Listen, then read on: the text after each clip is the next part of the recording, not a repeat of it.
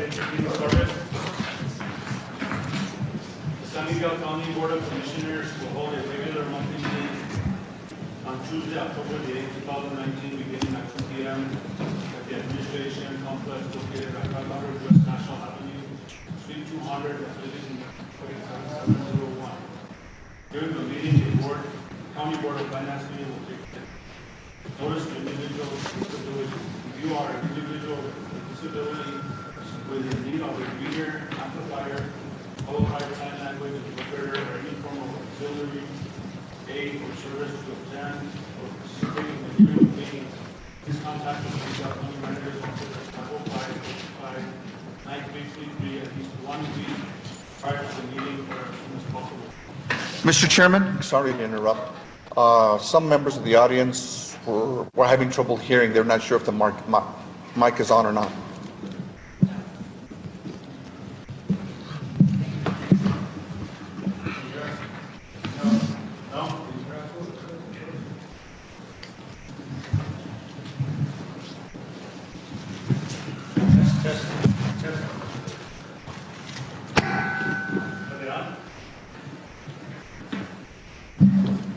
Testing. Test.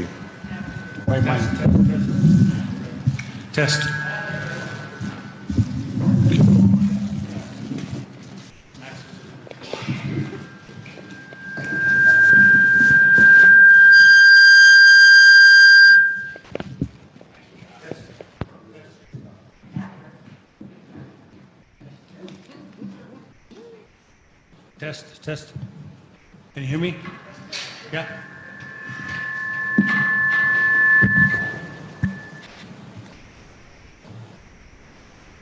Where was I? Public documents, including the agenda and minutes, can be provided in various accessible formats. Please contact the Commission Administrator at the above number if a summary or other type or accessible format is needed. This notice was published in the Las Vegas Optic on September the 27th, 2019. Notice posted on the SMC website on September 24th, 2019.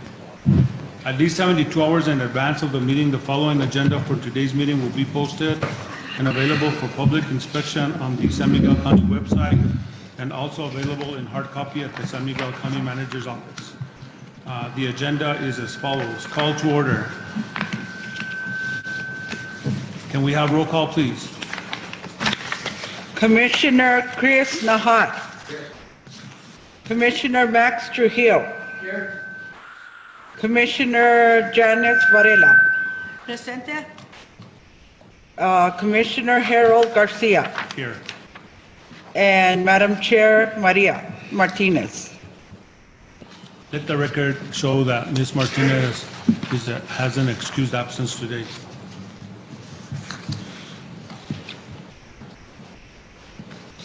We have a quorum. At this time, we'll do the Pledge of Allegiance. Belinda.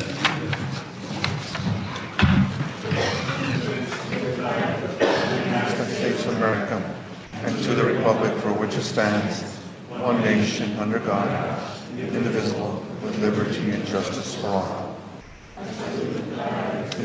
Mexico.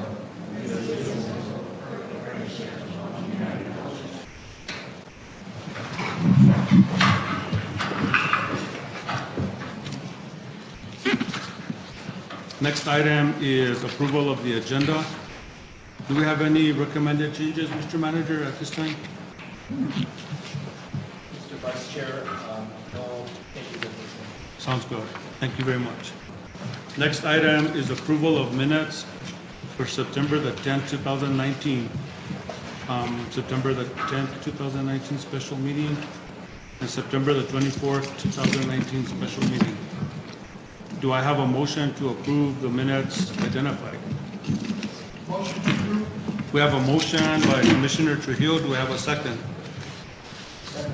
We have a second by Commissioner Nahat. All in favor signify by saying aye. Aye. All opposed, same sign. Motion carries. Next item is public input forum. We have 9 individuals signed up. I do need to advise the people that are here to speak for public input. Individuals wanting to speak or address the commission during public input item must sign in on the public input form prior to the commission approving the day's agenda. Recognized speakers are allowed to speak on items relevant to county business and responsibilities. In order to promote orderly, efficient meetings respectful of everyone's time, county chairman may recognize individuals who have signed up to speak. Recognized speakers will be limited to a 3-minute public comment period. Recognized speakers may be permitted to speak no more than 1 time. No rebuttals to the comments by others will be permitted. Comments, applause, and other interruptions from the audience shall not be allowed. In order to promote orderly meetings so attendees may feel safe and secure in their attendance, threatening, abusive comments that disrupt the meeting shall not be allowed. All speakers shall address the Board of County Commissioners, mention their name, and then speak on the issue from the podium. So we have at this time Mr. Manuel Garcia, and he's here to talk about Racino.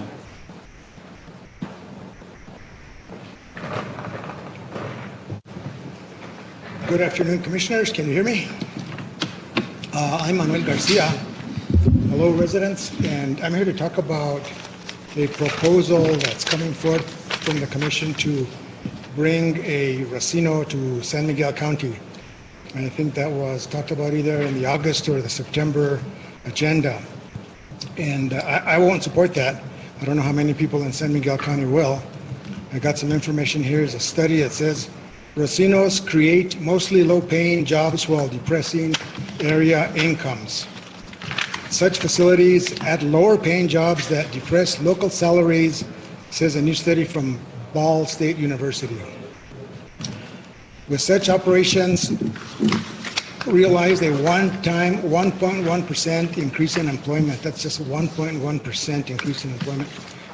While the average salary in that area fell by as much as 2.9% due to the addition of a large number of low-paying jobs. And so these are mostly minimum wage jobs. It says the Journal of Economics also found the average annual salary of a Racino employee is less than $14,000. Mixed tourism venues generate the greatest regional impact, so maybe like tourism, but not gambling or horse racing. The widespread attachment of gaming revenues to services in many states was designed to lessen opposition to gambling activities. So they say, okay, you know, we'll help you with scholarships and we'll help the state, but we're going to take a lot of money from the local income. In other words, what are the costs of adding more low-paying jobs while propping up the state budget or funding other programs? Right now, there's about 5 Racinos in New Mexico. There's about 20 casinos in New Mexico, and I think the northeastern part of New Mexico is the only one that does not have a Racino. It says, disadvantages of casinos, gambling addiction. People who love to gamble eventually become addicted to it. Crime rate will begin to rise once you have a casino, Racino in your area. A study shows that after a casino or Racino is constructed, the crime rate will start to rise. According to a study, robbery goes up by 136%, auto theft goes up by 78%, burglary by 50%, and murder is up by 12%. So we really don't need Racino gambling in New Mexico. We can find other ways to utilize horses like backpack riding, training horses for tour guides, for elk hunting, and other positive uses of horses. And we should also support things like STEM, science, technology, engineering, and math, or STEAM, just add the arts to STEM. So we should find ways to find projects in those areas and not try to bring Racino and gambling to San Miguel County. The horse racing is already down. The one in Raton is gone. The one in Santa Fe is gone. There is one in Albuquerque, but they're very seasonal. The horse races are usually only in the summer, So it's going to be mostly the one-armed bandits or the electronic gambling. So it's not going to be good for San Miguel County. So I oppose it. I think trying to get $50,000 from the Department of Finance Administration is not good. If you want to get $50,000 from the DFA, you should find a better project. Thank you very much. Thank you, Mr. Garcia. Next, we have Lorenzo Flores, and he wants to talk about planning and zoning.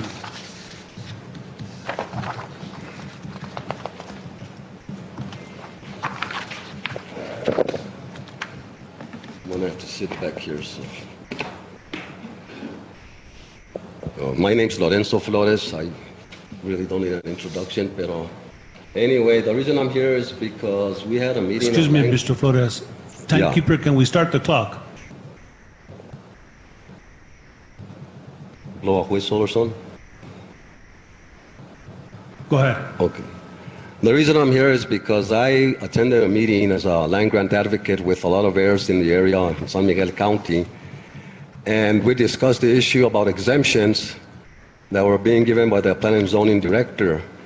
And in doing a little bit of research, we found that there's a lot of files, a lot of records, a lot of special warranty deeds, exemptions that have been granted by Alex Tafoya that are not in the clerk's office. There are minutes that are not in the clerk's office, and we can't understand why the commission would allow warranty deeds and exemptions within land grants. And to those individuals that have purchased properties or living in land grants, your titles might be clouded because the planning and zoning of the county doesn't have the authority to go and alter heirs' rights as far as land grants. The commission doesn't have it. Near the state, this is settled federal law. So, you know, the reason I'm here is because we're concerned about two of the ones that were exempted. One of them was the Strickland Ranch. Okay, we all know about it. We got the tax rolls, and apparently it's a non-taxable subdivision on 5,000 acres. You know, 4,000. Some of them they're only paying $50 a year in taxes. If I'm wrong, maybe they can update the record. That's the last we found. And it's a $4.5 million development, 48,000-gallon swimming pool with the permits to allow them to build another 2-3. And the thing is that Commissioner Garcia is the one that made the motion to approve this thing back in when he was a member of the Planning and Zoning Commission. So I hope that he abstains from getting himself involved in any planning and zoning decisions concerning land grants. Also, they have the Strickland Ranch broken into two chunks apparently. One of them is the $50 a year. The other one is $15 on a $4.5 million development. I got the figures here. The other one is the Leaping Deer Ranch up in the Sapeo area. That's the Las Vegas Mora land grant area. We went through the minutes and found that the EPA never responded to that. The Department of Transportation, your own streets person, never responded.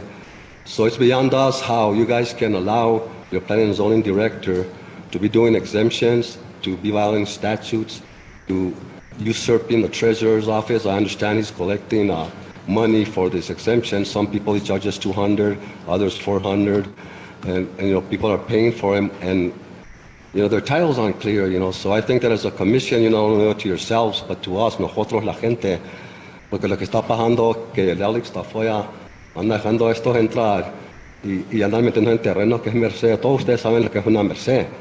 Y cómo pueden ustedes dejar que estas cosas se hagan si ustedes no saben nada. Some of the records, I'm sure that not even all of you commissioners know what's been going on at the planning and zoning. So, ¿qué les puedo decir? No. So, the bell rang, so we'll see you guys next month. Thank you. Thank you, Mr. Flores. Next, we have Catherine Khan, and she's here to talk about SMC direction.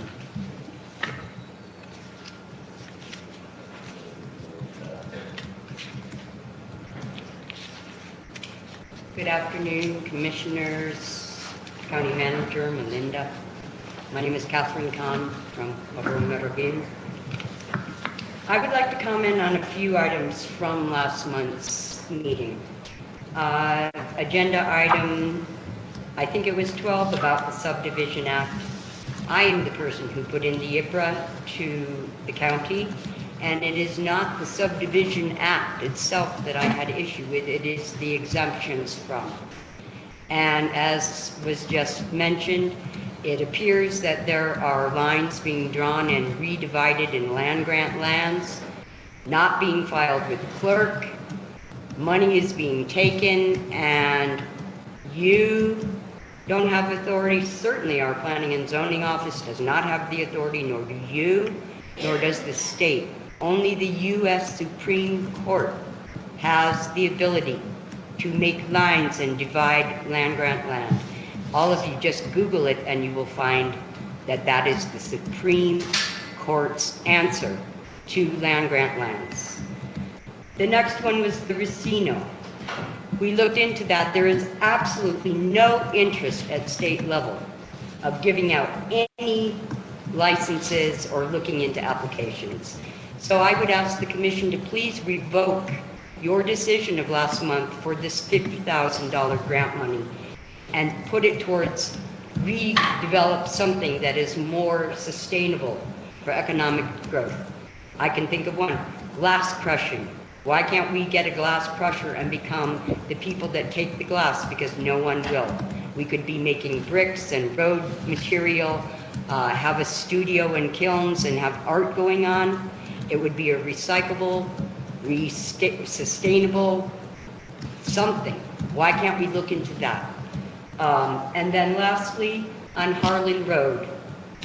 That is not a county issue. It's a city road, and the subdivision or association of neighbors will have to figure out what they want to do with that. That was already brought up and brought down when we had Commissioner Ledger on board. And again, same thing, it is not a county issue. It's a city problem, not ours. And we need to be upgrading to county standard the roads that are already on the county map. And if roads are to be adopted, that road should be up to county standard before you adopt it. So it will be maintained by the county, but we have no reason that we have to fix other people's roads to get them to county standard when they weren't. I heard on the tape last month, Commissioner Varela was saying there's at least 10 roads in Pecos that need to be addressed. Let's maintain and address the roads we already have. Thank you. Thank you, Ms. Khan. Next is Shelley Oram, and she's here to talk about the Pecos Business Alliance. Pecos Business Association, excuse me.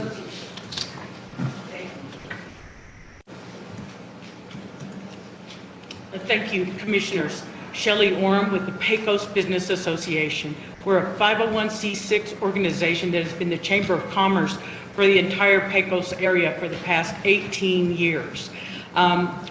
With the help of lodgers tax funds, we have been able to market our little hearts out for the county to bring visitors and tourism dollars in to help with both lodgers tax monies and gross receipts.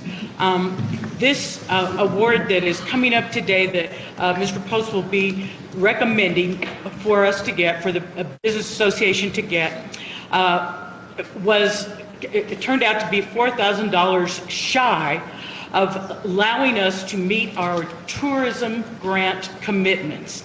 We applied for and received 3 state tourism grants that are partnership grants. The Lodgers Tax Board, with the help of Alex Despoya, has worked really hard to make their RFP cycles match the tourism cycles so that we can, all of us can go out and go after those tourism dollars. Those tourism dollars double and sometimes even triple the county's marketing money. They are so valuable, and they target a demographic of folks that are proven to come and get those heads in beds, like we like to say, and bring gross receipts and lodgers tax monies into the county. So with this $4,000 shortfall, I believe what happened from talking to board members is there was a confusion over our previous award that was awarded in May. That award was for the fiscal year that started this July. And the RFP came out in August. So that only gave us a month before we were applying for a new award. I believe Melinda did her best to explain to the board that this fiscal year just started. I would like to also explain that we have to spread our bills out throughout the whole year. We don't have a very big bank account balance, so we have to pay a bill, wait for reimbursement, pay a bill, wait for reimbursement. So I think those two issues created some confusion, and I take the responsibility. I was not there to answer questions or to address this myself, and so I want to apologize to that and respectfully and humbly ask the commission if they would consider awarding us $4,000 over and above what Glenn will be recommending to you today so that we can meet that tourism commitment. I understand there are lodgers tax funds available.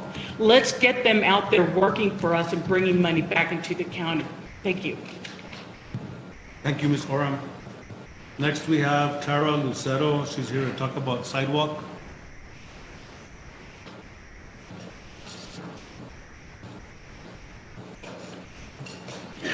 Hello, my name is Clara Lucero. Good afternoon to all of you.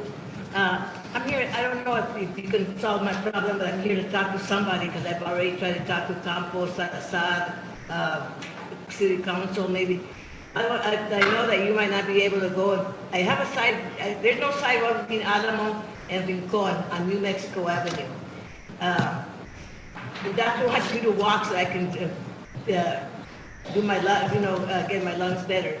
Anyways, this sidewalk on this side of New Mexico Avenue, and that's the only street that doesn't have a block that doesn't have a sidewalk.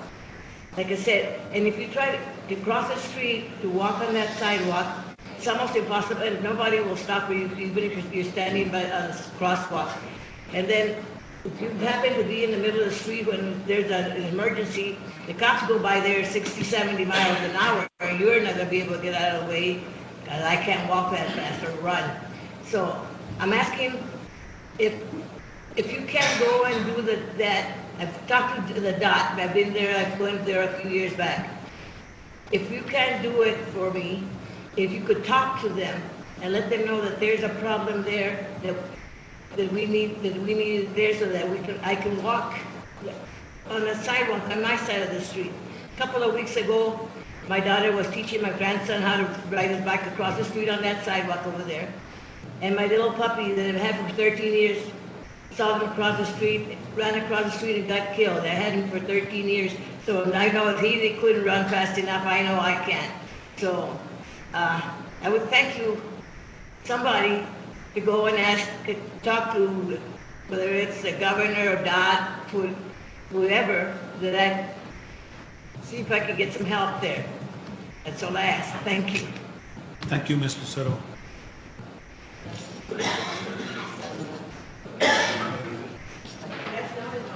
We have Dee and George Gamble signed up, but you're also on the agenda. So you'll wait? All right. Next, we have Marshall Poole to talk about animal hoarding in Roe.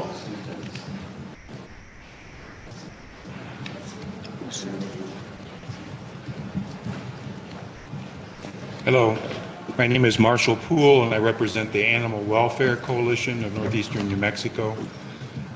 Many of you, I think, are aware of this hoarding situation in Roe that is under legal action.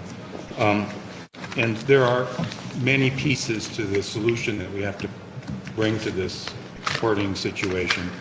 And that includes the Sheriff's Department, DA's office, and we're participating, but we also need some kind of national resource to come in and help us with this many animals and this level of care that they need. The issues include both the physical custody of the animals and then also the legal custody of the animals. And you can't really have one and then not do the other. So we have reached out to the Humane Society of the United States. They've expressed an interest in helping the county with this case, and they need cooperation from law enforcement in order to actually come in and help.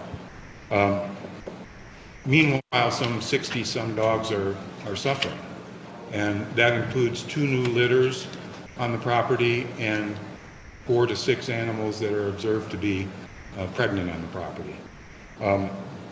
We've gone out a number of times, the Animal Welfare Coalition, with the sheriff's deputy and the animal control officer, and done feeding and watering of the animals.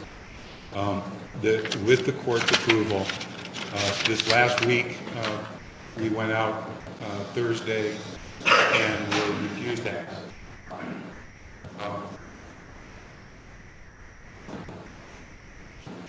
I'm not sure what the solution is, and to be truthful, I don't think there's any particular action that the commission can take with this case. We also understand that legal issues involved that will take time, but if there is any way to encourage the players to get together to cooperate and we'll be able to get this organized situation.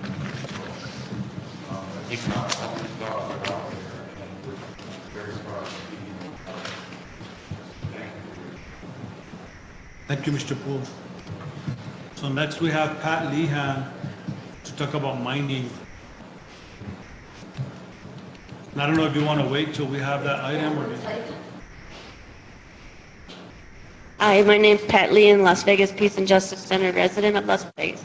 I would rather talk during the public hearing, but I have an important meeting with our SPOT youth team. In fact, the youth wanted to come here, but they're in school right now. So if I could just say a few things on the record now, and if I'm able to be at the public hearing, that would be great. I support the moratorium, the 6-month moratorium you're proposing. A brief history of this board with the extractive industries, because the optic folks are new, you guys are new, but years back, the Peace Center came to the commission and said, look, we were just doing some research. Did you know our county's been fracked?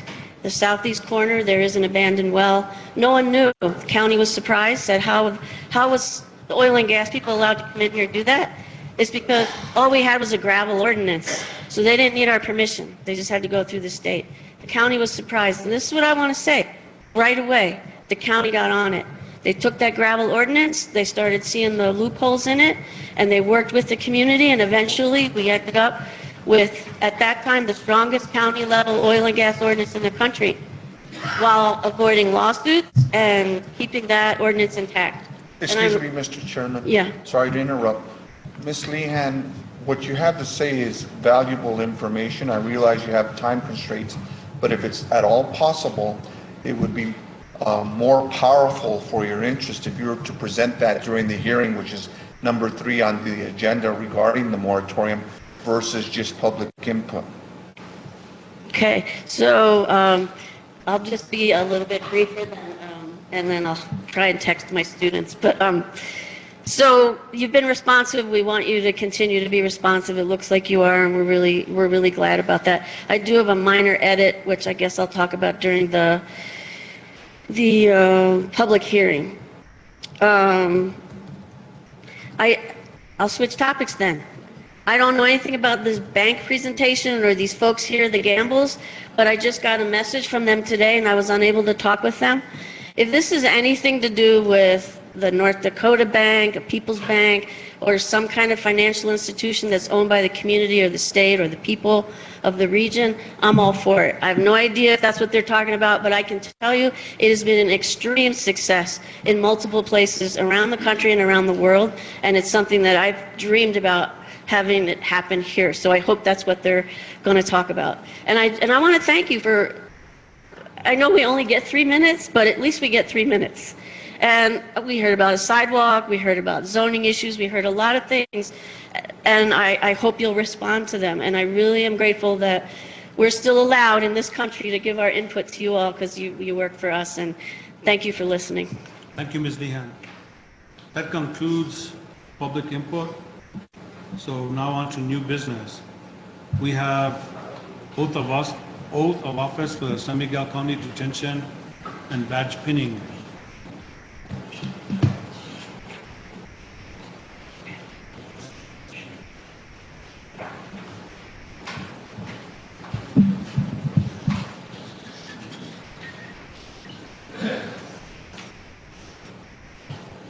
We have the detention center warden that wants to say a few words before we proceed. Chairman, Commissioners, public, these three gentlemen in front of you are new officers at the detention center. They have met all the requirements to move from cadet status to officer status and will be taking their oath of office and receiving their officer badges today. I thank you for doing their oath. Thank you.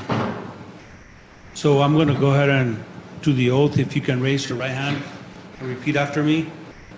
I state your name. Do solemnly swear that I will support the Constitution of the United States and the Constitution of the State of New Mexico. That I will follow all policies and procedures of San Miguel County and the San Miguel County Detention Center. And that I will faithfully, impartially, and to the best of my ability, discharge all duties of detention officer. Thank you. Congratulations.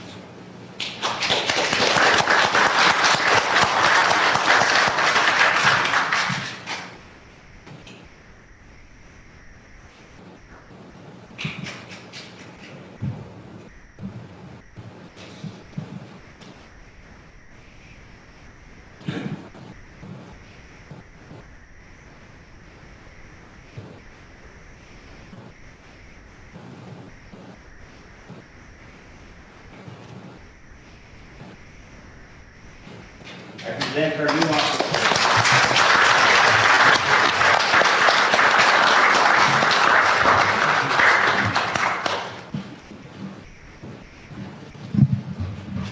Okay, next item, we have 5-minute presentation by Alliance for Local Economic Prosperity by Dee and George Gamble.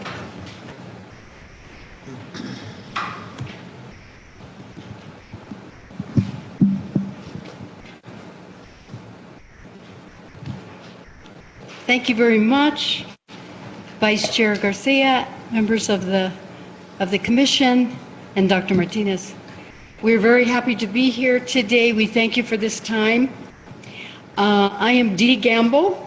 We're volunteers with the statewide organization, the Alliance for Local Economic Prosperity, focused on local, social, and economic development in New Mexico. George, my husband, is an official SOB. That stands for Seniors on Bicycles. And consequently, he has ridden through San Miguel County, mostly in the western part, but certainly we've seen a good part of San Miguel from a handlebar vista. We have read your December 2017 report on community conversations and community survey. And we know that you have just last Friday completed your 8 county meetings to get a sense from the people in this county about how they would like to see it grow and change. Your vision statement, frankly, I think your vision statement should be a model for the whole state of New Mexico. We know, therefore, the people in San Miguel County cherish the natural beauty, wildlife, cultural heritage, and your deep sense of caring for each other. We know you have a strong interest in helping to expand the local economy, the eco and cultural tourism, value-added and sustainable agricultural development, and improving watersheds, healthcare, education. It's really, your document is impressive. A major interest of the Alliance for Local Economic Prosperity is indeed, as the former commentator suggested, to establish a state bank of New Mexico. We believe it would save the state money and it would increase funds available to counties to address local needs. We're very eager to engage with you around the final report from your community meetings and to see how a public bank could facilitate the goals, projects, and development initiatives that will enhance all of San Miguel County social and economic needs. So what is a public bank and how could it connect to San Miguel County? I'll let my SOB husband tell you about that.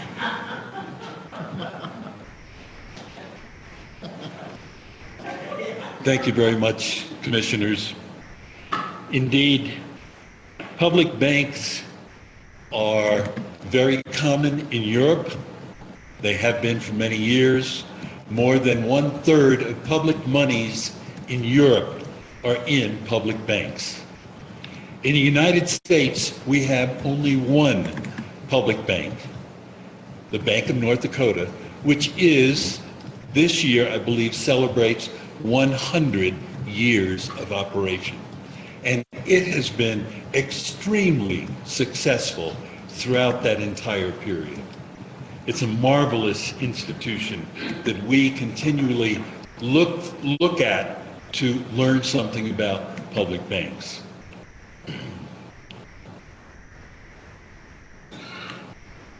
Since the economic crash of 2008, a number of cities and states in the United States have been looking at alternatives to banking. There was a sense that the large commercial banks in the United States did not do any of us a favor in their risky investments around the world. Hence, we lost umpteen billion dollars. So cities and states have started to say, well, is there another way to do this?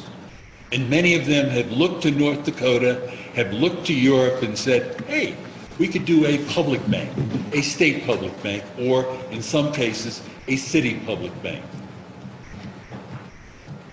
Just last week, California approved enabling legislation to form public banks in the state of California. There are a number of other states that are in the process of exploring, investigating that issue in their state. And there are a range of constitutional, legal, financial issues in each and every state to be explored and to be further clarified before a state bank can be established. So what are the essential elements of a public bank? Essentially, it is state or city chartered. So it has nothing to do with the federal government.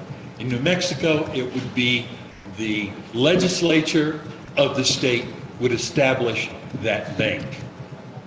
It is governed by a board of professional people, bankers, and economists, not politicians, who would be the board of directors of the bank. And most significantly, the bank would be directed by a mission statement. A mission statement which basically says, we will use our monies to support the following kinds of loans and activities in the state, all of which would be focused on social and economic needs in the state. A very significant issue, this mission statement, which presumably would be composed by some carefully selected group of people in the state. A public bank is only funded by public monies, not the money that you and I have in our pockets. No, it's the money the state has from taxes, from fees, from fines. That is the money that capitalizes a public bank. And a public bank is not a retail bank. It does not have a storefront. It does not have checking accounts or individual savings accounts. It only has state money, and state money that is being used to lend for public enterprises around the state. Very significantly, state banks work with community banks. So any community banks that are providing support for local activities, a state bank would supplement and work with, cooperate with the community banks in financing local projects.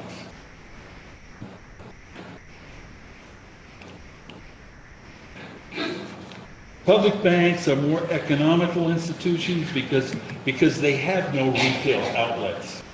They don't do any advertising. They don't have executives who make multi-billion-dollar bonuses at the end of the year. They have none of that. No advertising costs. They provide loans at lower interest rates, and again, they are directed to local needs as directed by mission statements. Large commercial banks are the major opponents of public banks because state public banks are competitive with the large commercial banks. And probably that is the reason that we have not had many public banks in the United States for many years. The commercial banks have been successful in quashing those interests. In closing, I want to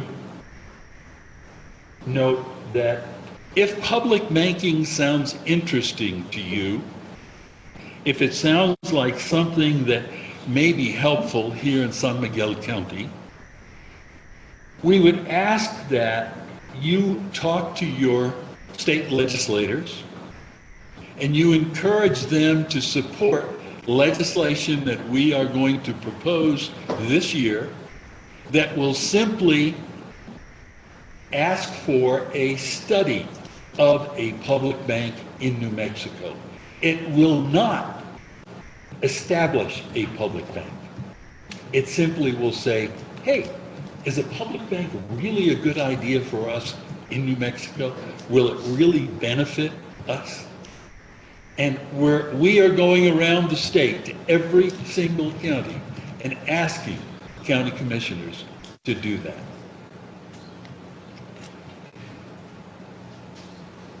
We will leave you with some material, and we'd certainly like to come back in December when you have the results from your 2019 survey. Your 2017 survey was fascinating, and it's wonderful to see that kind of very thorough and useful document, and I'm sure your 2019 document will be similarly successful. So we're going to leave some materials with you. If there are any questions or comments, we'd be happy to have them from you now or later by email or telephone, and we're getting that information to you. Thank you very much. Thank you so much. Do we have any questions from Commission? Yes, just to clarify, thank you so much for this presentation. This is really fascinating to me. And are you asking us to go to our legislators to ask them to put it on the state legislative agenda for a study? Is that what we could do? Yes. As commissioners? I mean, the bill will be entered, I'm not sure by what representative, but it will be on the agenda for 2020. I don't yet have a number of the bill, or even a name for that matter, but it will be something to the effect of study a New Mexico public bank bill. And if you could go and just indeed encourage your representatives to say, hey, this sounds to us like a good idea. It's a study. Again, we're not taking the big leap and doing something bold yet, but the study hopefully will enable us to do that.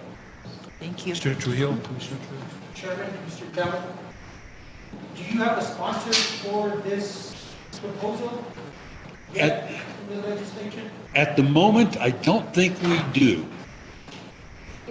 We could tell you that Senator Steinborn entered such legislation last term, but as we all know, there were so many things on the agenda that it got through one committee and that's all. So he may be the one again,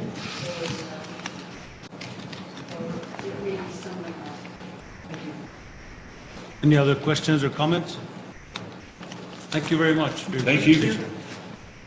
Okay, next item, regular order is award of lodgers tax funds, and we have action requested of county commissioners to ratify the award of lodgers tax funds and authorize the county manager to execute the appropriate contractual agreements. And we have Mr. Glenn Post, who is the chair of the lodgers tax board, to present. Hi. Good afternoon, Commissioners. Belinda, Manager Badel Martinez, sorry. We received 6 RFPs and made our award recommendations based on available funds and lawful requests. The following are the requests and our actions.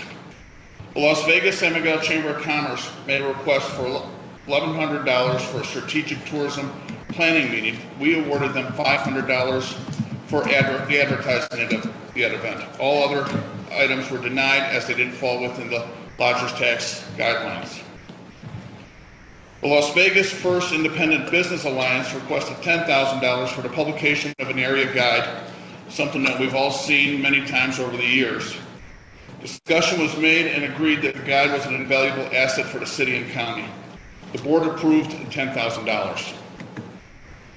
With Slick made a proposal for the Lodgers Tax Board for FY 2021 to place a hold on $6,000 to be committed to the Las Vegas First Independent Business Alliance for the 2021 advertising campaign. This money will be used to guarantee over $150,000 worth of New Mexico True funding. It was approved by the board, and we recommend that the commission agrees with this set aside. The Las Vegas San Miguel County Chamber of Commerce made another request for funding of 4 events totaling $7,350. Event number 1 was awarded $1,200 for advertising. Event number 2 was awarded $200 for advertising. Event number 3 was awarded $200 for advertising. Event 4 was awarded $300 for advertising. The total is $1,900 for the 4 events. No other requests were allowed by county ordinance or state law. The Pecos Business Association requested $18,262. This request caused more discussion than any other request combined. With the addition of the second lodgers tax meeting every year, their numbers added up to a very large award when combining the 2 requests.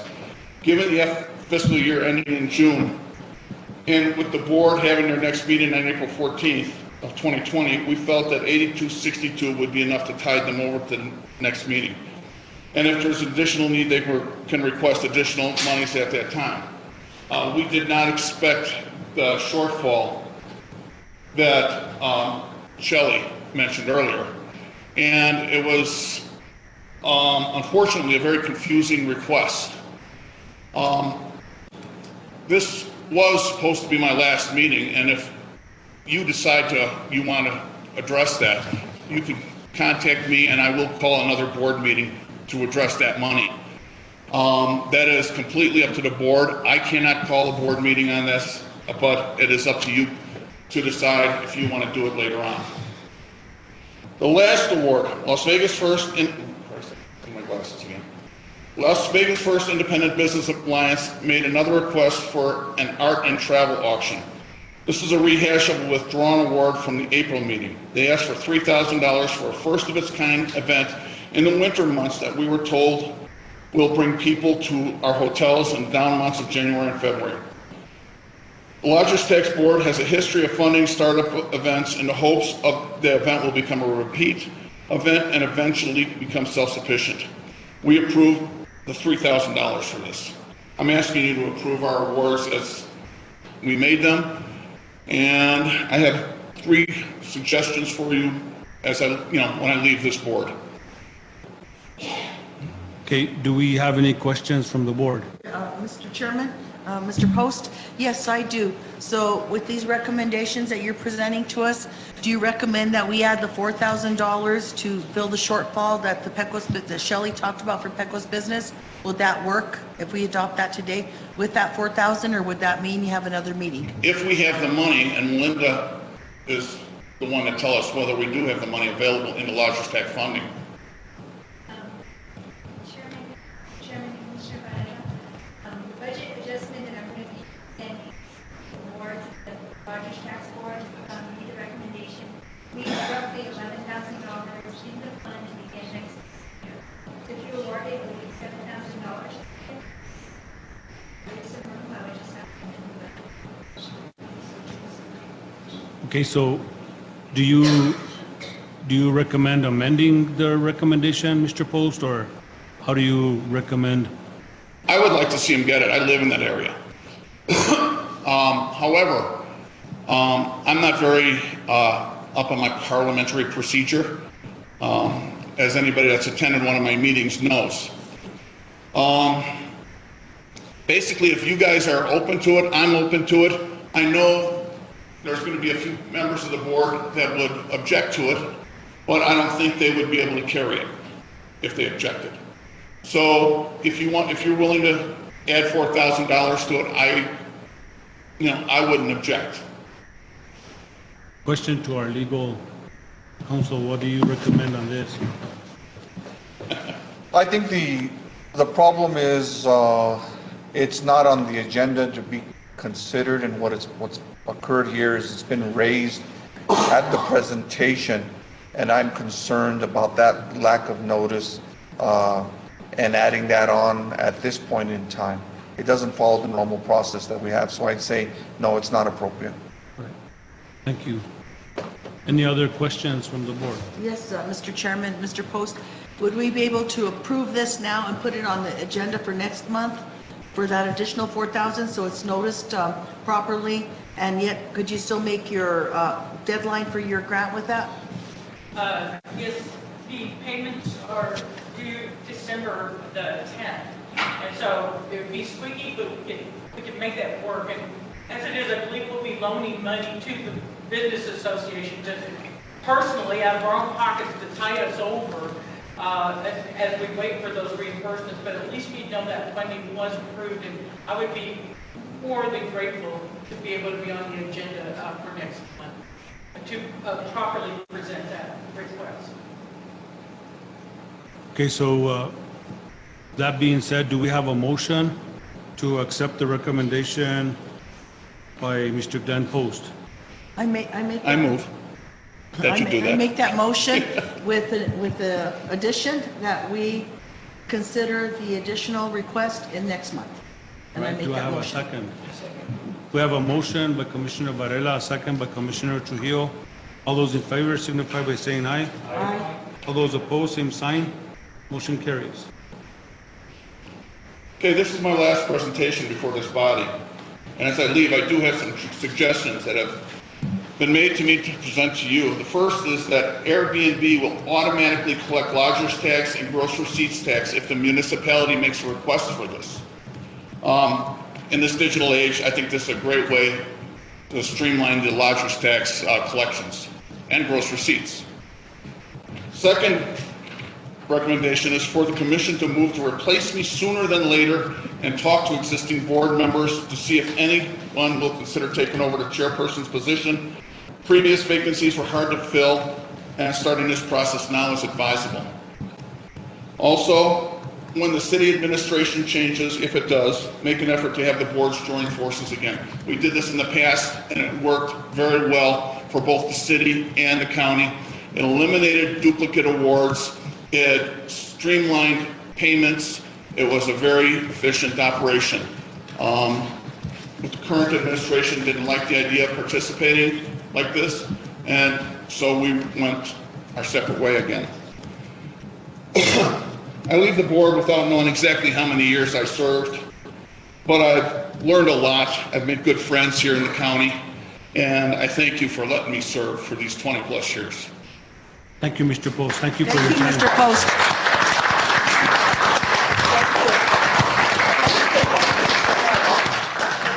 It's a long time, so thank you so much for your service to this board and our county. Appreciate it. Appreciate you, Glenn. Thanks. No, I'm going to ride my motorcycle, but I also get a job teaching people how to ride motorcycles. And if there's any questions ever that require, from past awards or whatnot, Alex has my phone number, and so do the board members. Thank you. Maybe you can join the SOB. Hold on. You can just join the SOBs. Going on with the agenda, we have item 2, manager's report. Mr. Manager. Vice Chairman, members of the commission, I have one item to report. I'm very excited about this, but I would like Ms. Yolanda Cruz to inform the board of the good news. Good afternoon. So as you know, we had submitted an application to host the New Mexico County's annual conference here in either 2021, 2022, or 2023. We were awarded that for June 14th through 18th of 2021. Awesome. I don't want just to come and go, woo! It was a big team effort, community effort. So yeah. Thank you. So again, the dates are June 14th through 18th, 2021. There will be between 600 and 750 attendees, many of whom also bring their families. So historically, the direct spending in the community that hosts the conference for the final 3 days is a minimum of $215,000. So there are people here for, anywhere from 3 to 5, 6, 7 days. So that minimum spending is just the last 3 days. We do have, a lot of community effort that went into this. I really want to let you know that Jesus Romero in our office and Commissioner Garcia, Highlands University Chamber of Commerce, Las Vegas First, many hotels, the United World College, Arts Council, and the City of Las Vegas all helped put this together. Everyone's really excited to see this come to our community. And it's really an opportunity to showcase the county. Most everyone you talk to, whether they're from here or not, are familiar with Las Vegas. They have a fond memory of the area. Everyone has a favorite restaurant. And so, we just want to get them coming here, coming back, bringing their families, having a good time, welcoming them like families so that they'll continue to be here. I don't know if you have any questions or if there's any other information that you need from me. Any questions from the commission, comments? Thank you very much for your work. You're welcome. And we will be putting together, committees to work on these. So if any of you are interested or anybody in the audience are interested, the committees really are the social event committee, golf committee, transportation committee, the rodeo committee, which is Commissioner Garcia will take on. 5K run walk, and then other, maybe guest tours or other information, but we'll be working very hard on this, starting almost immediately until the event comes up. Commissioner Nahar.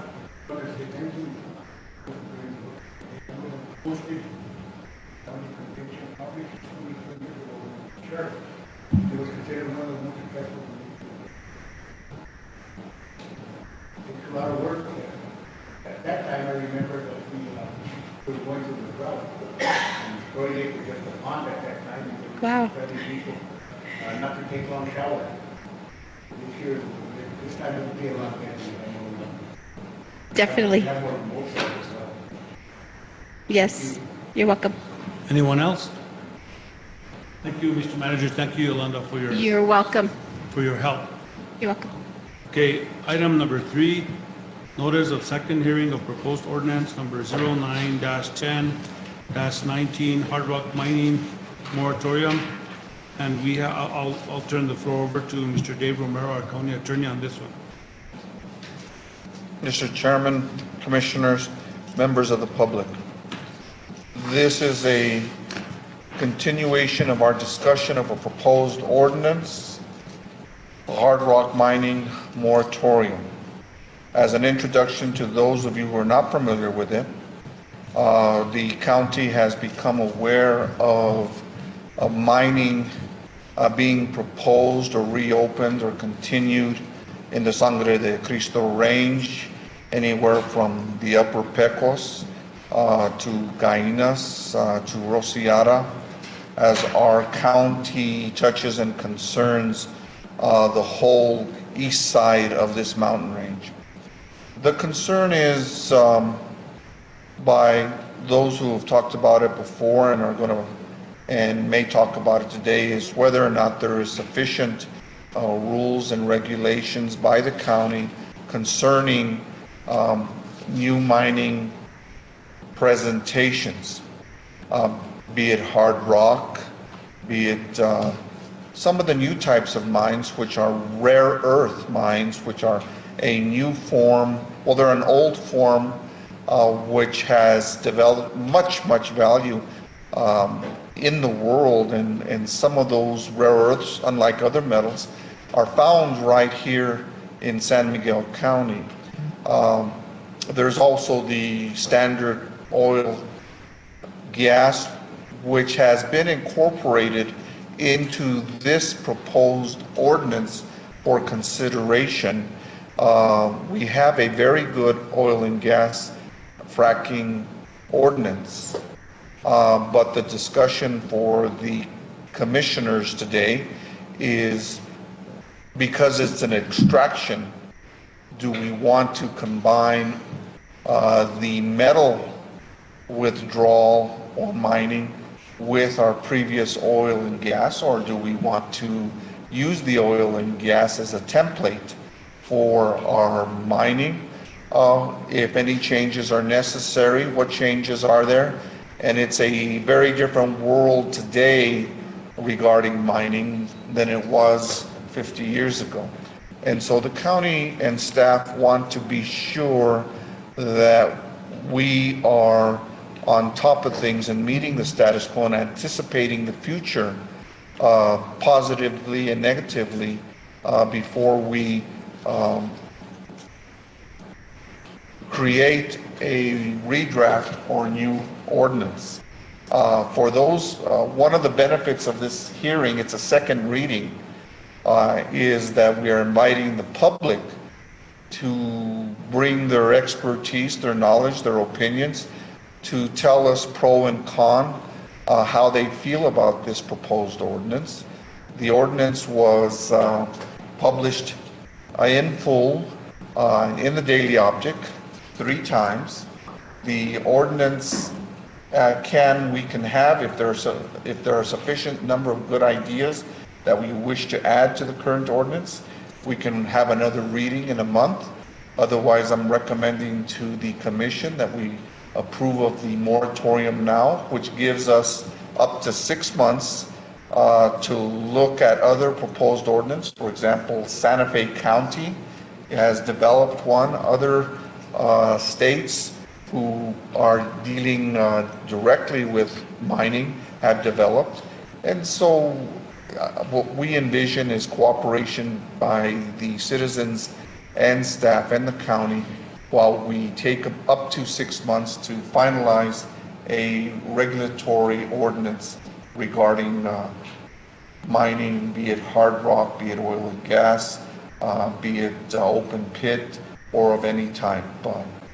And you did have a presentation by Commissioner Varela, which explained and started the concern for the ordinance and explained in a resolution at our last meeting, which was passed unanimously by our county commissioners, that a approach to any type of mining be developed and updated by the county if need be. What I would like is anybody who wishes to comment on the proposed ordinance, please stand, raise the right hand, and repeat after me before you testify. Raise your right hand and state your name, please. I do swear to tell the truth in my presentation to the Board of County Commissioners tonight. Go ahead and start first, since you had, now the difference now versus earlier is this is a hearing, this is sworn in, and you will have a record of it, and that's why it's okay to repeat some of your previous words and thoughts.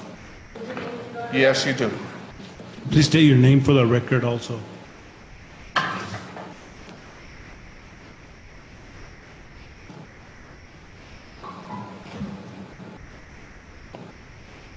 Pat Leon, Las Vegas Peace and Justice Center, resident of Las Vegas, New Mexico. I didn't know you were considering maybe tweaking the oil and gas ordinance. It's a $2 million ordinance. That's what it cost Santa Fe. But because this commission chose to work with the citizens of this community, we got it for much less.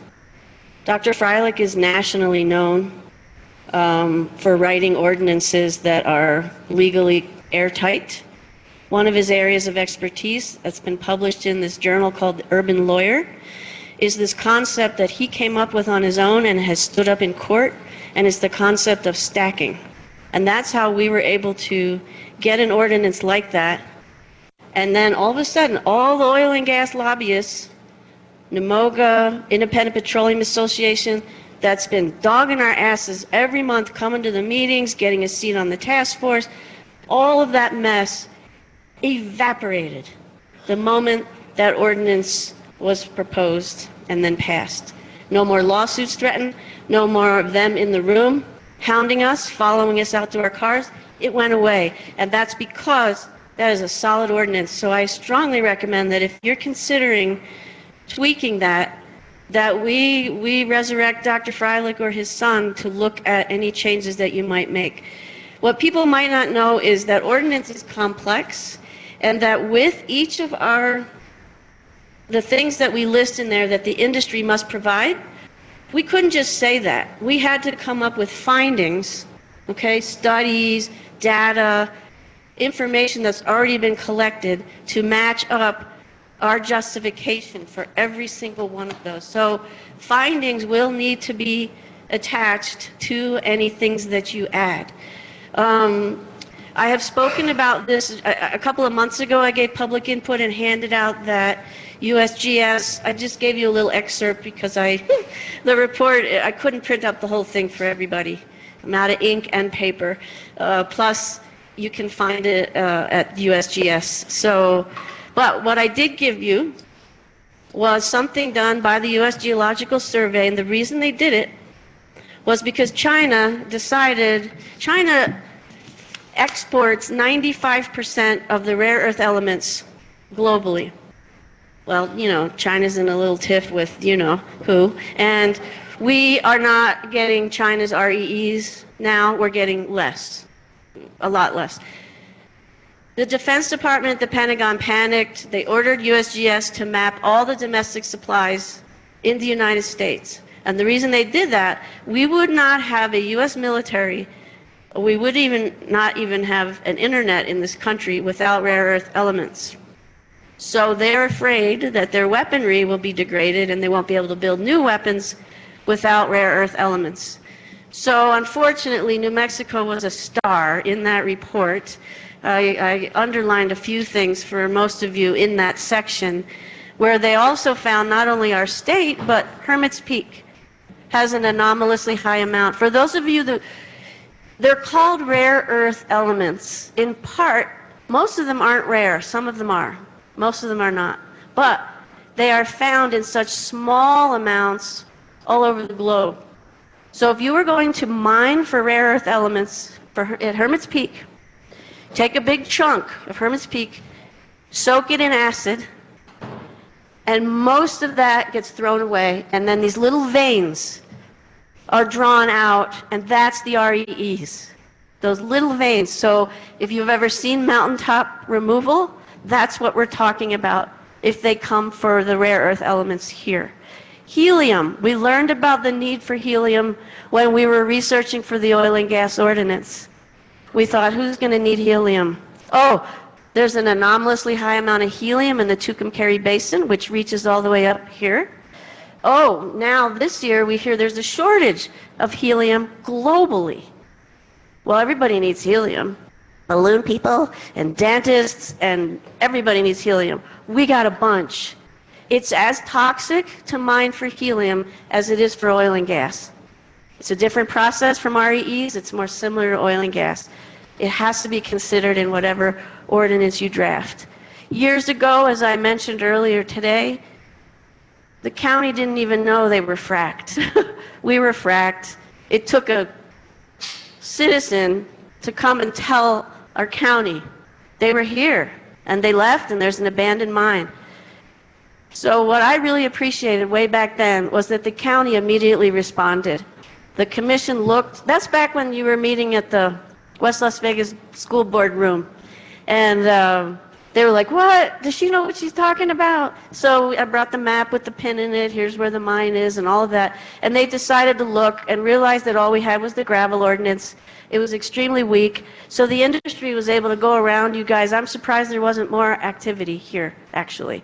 We got lucky. And the reason we got lucky, because you listened to us and put a plan in place and worked very hard.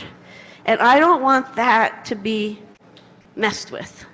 But I do want it to be enhanced or other things added or perhaps another ordinance that's specific to this. I mean, they're developing now a waterless fracking method. If that works, okay, that's going to make some of our findings irrelevant. One of our big things is they're going to use all this water and we're in a drought. So they're looking at ways to minimize our efforts and find whatever way in they can get. We cannot allow that. So looking at whatever we can look at, what has Santa Fe done, what have other communities done, what's been challenged in court. Do not mess with the oil and gas ordinance unless you check with Dr. Freilich or his son first. In the ordinance right now, the version in the optic, it says, it's listed there, rare earths. That's technically not correct at all. It's called rare earth elements or rare earth minerals, and the shorthand with USGS is REEs. If you just put rare earths, you won't be correct. So make sure you put rare earth elements in that. The moratorium. Well, another thing we learned with oil and gas, and this is important, and I apologize I'm taking so much time, but what we learned when we were writing the oil and gas ordinance was we need a moratorium, we need more time.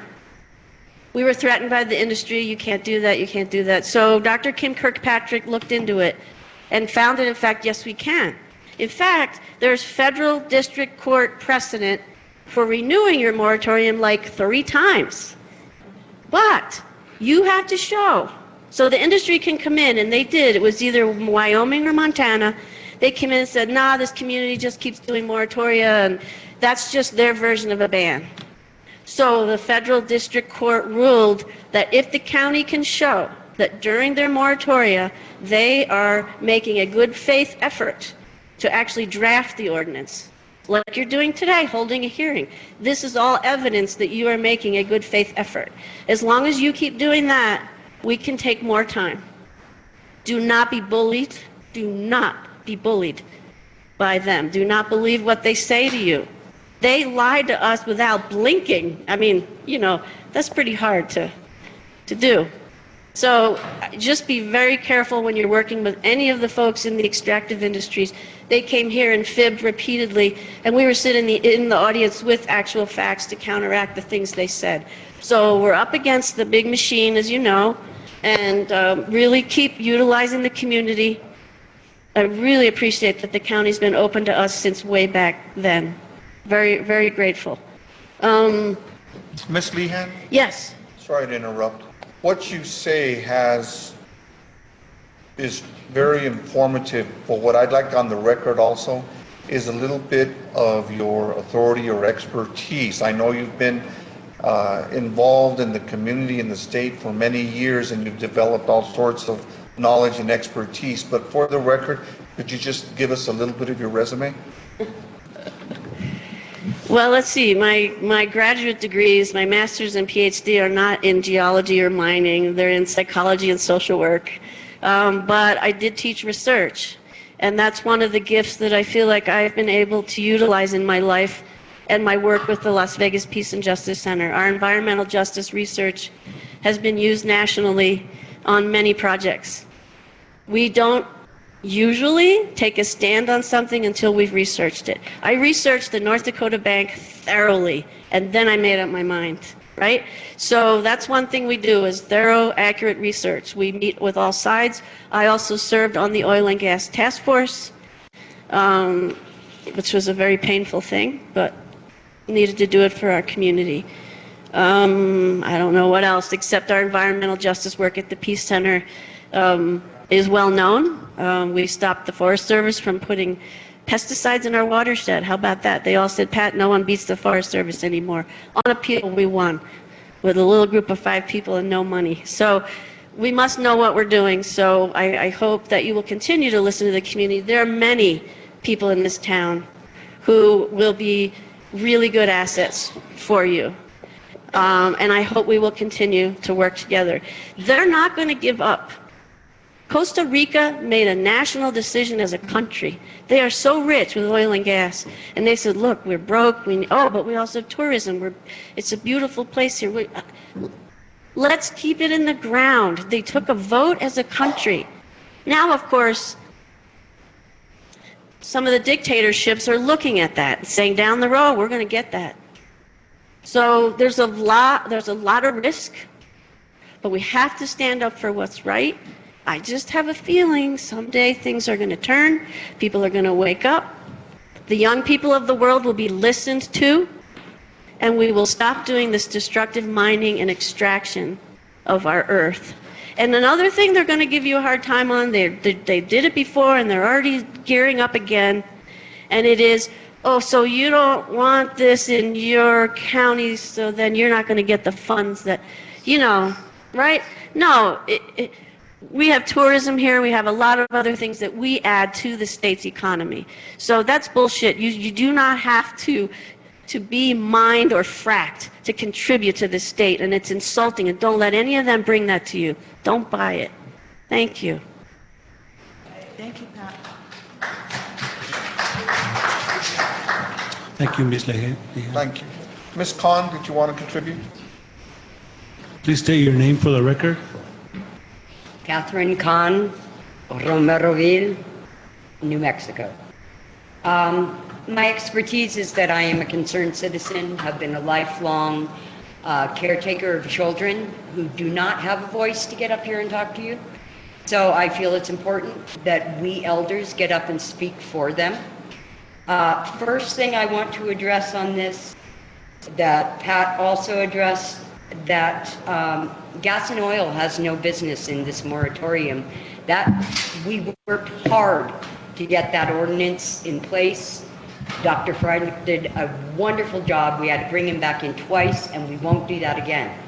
That needs to stay and stay as protected as it is. Of course, we all want a moratorium on the mining, but not at the cost of weakening our gas and oil ordinance. So you will need to work on your wordage in here before you're proposing to pass this ordinance today. You can't, not with the wording in there.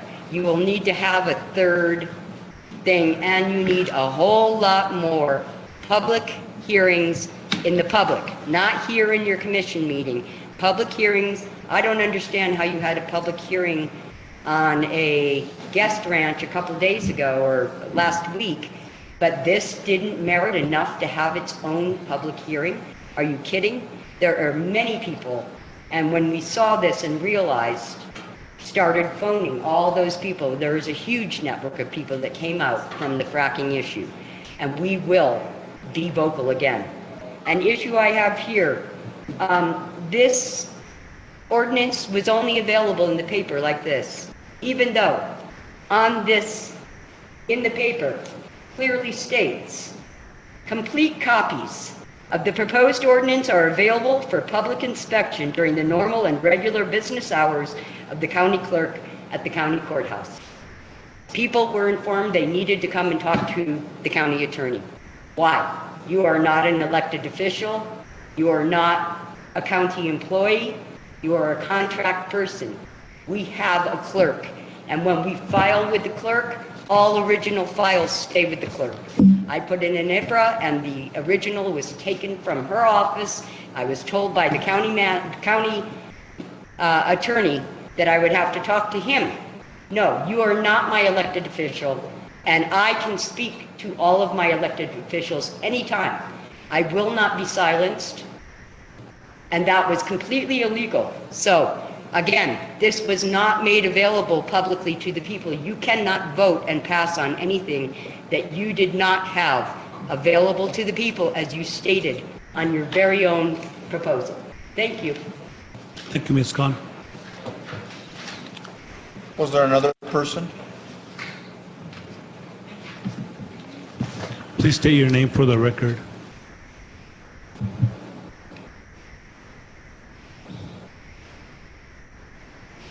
I am Shelley Oram with the Pecos Business Association. I'm the chair of that organization.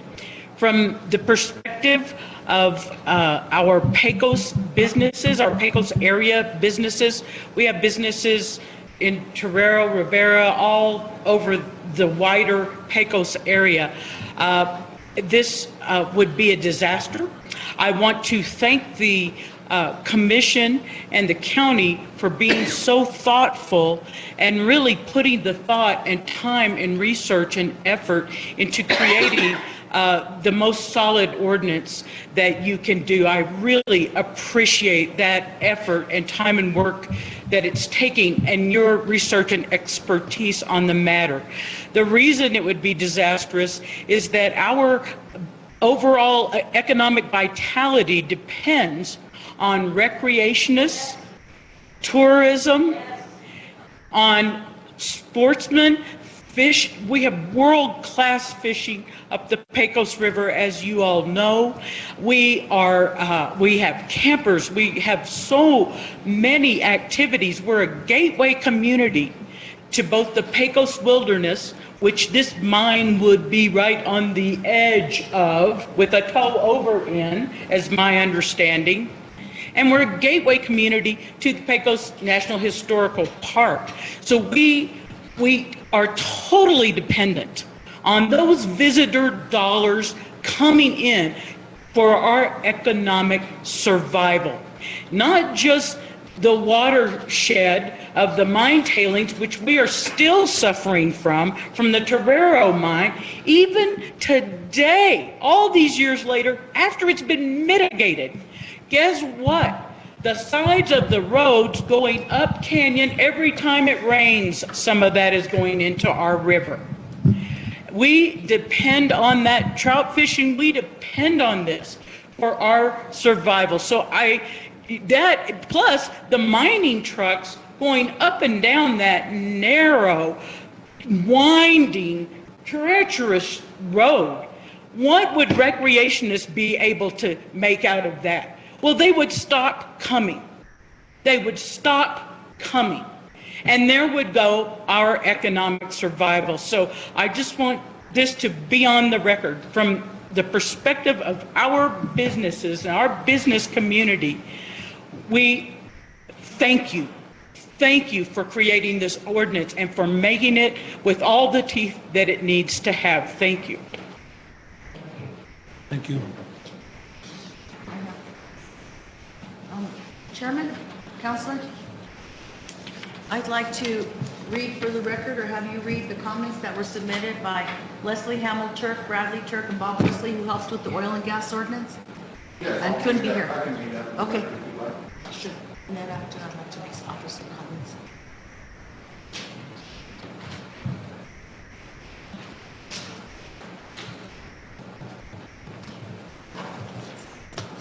This is a letter sent in by Leslie Hamill Turk, Bradley Turk, Bob Wesley, PhD.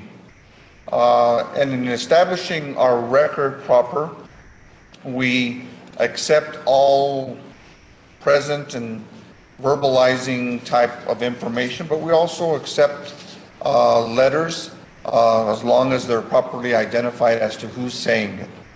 And this is dated October 7th, 2019.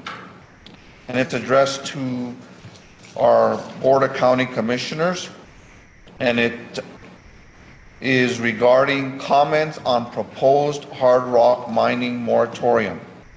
Dear Madam Chair and Commissioners, we are providing written comments since we may not be able to attend the public hearing on October 8th, 2019 regarding a moratorium on hard rock mining. We are in full support of a moratorium on hard rock mining exploration, drilling, and extraction in San Miguel County while an ordinance is drafted. However, we do have concerns with the language of the proposed moratorium. In particular, as now written, it appears that the moratorium would also apply to oil and gas development, for which the county already has a detailed ordinance enacted November 12, 2014, ordinance number 11-12-14-ONG. Our concern, based upon our deep involvement with the complex ONG ordinance, and I assume that means oil and gas, are twofold. One, that a moratorium on oil and gas activities raises a red flag. While the existing oil and gas ordinance was being developed, a moratorium was enacted and extended to what was considered to be the maximum time of legal acceptability. The second moratorium may be considered an impermissible time extension on the original moratorium. Two, the existing ONG ordinance has successfully stood for almost 5 years, and the adage, if it ain't broke, don't fix it, applies to the ONG ordinance. Our recommendation to address these concerns are: 1, leave the existing ONG ordinance in place while a hard rock mining ordinance is developed, either separately or in combination with the existing ONG ordinance. 2, remove language mentioning oil and gas in the proposed hard rock mining moratorium and or explicitly exclude the ONG ordinance from being superseded by the hard rock mining moratorium. We suspect these changes would be small enough to allow passage without needing to republish the moratorium ordinance. Thank you for your consideration of our concerns and recommendations. Respectfully submitted, Leslie Hamill Turk, Bradley Turk, Bob Wesley, PhD, care of Vidal Martinez, San Miguel County Manager, David Romero, San Miguel County Attorney, Alex DeFora, Director, San Miguel County Planning and Zoning. Let me submit this for the record, Mr. Chairman.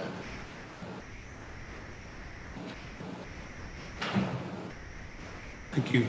Is there anything else that anybody wishes to say concerning this proposed moratorium before we close the hearing?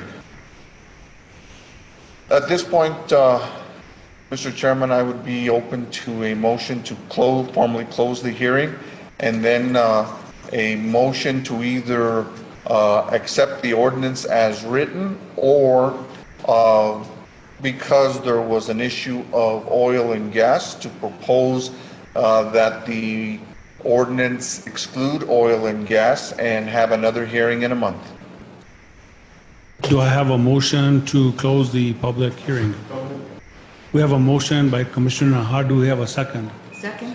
We have a second by Commissioner Varela. All those in favor signify by saying aye. All those opposed, same sign. Motion carries. So we're back on the item. We have comments from the commission. Commissioner Varela? Yes, I would recommend, and I could make a motion, that we have a third hearing. First, two things: to remove the oil and gas language. I wholeheartedly agree with the Turks and with Bob Wesley.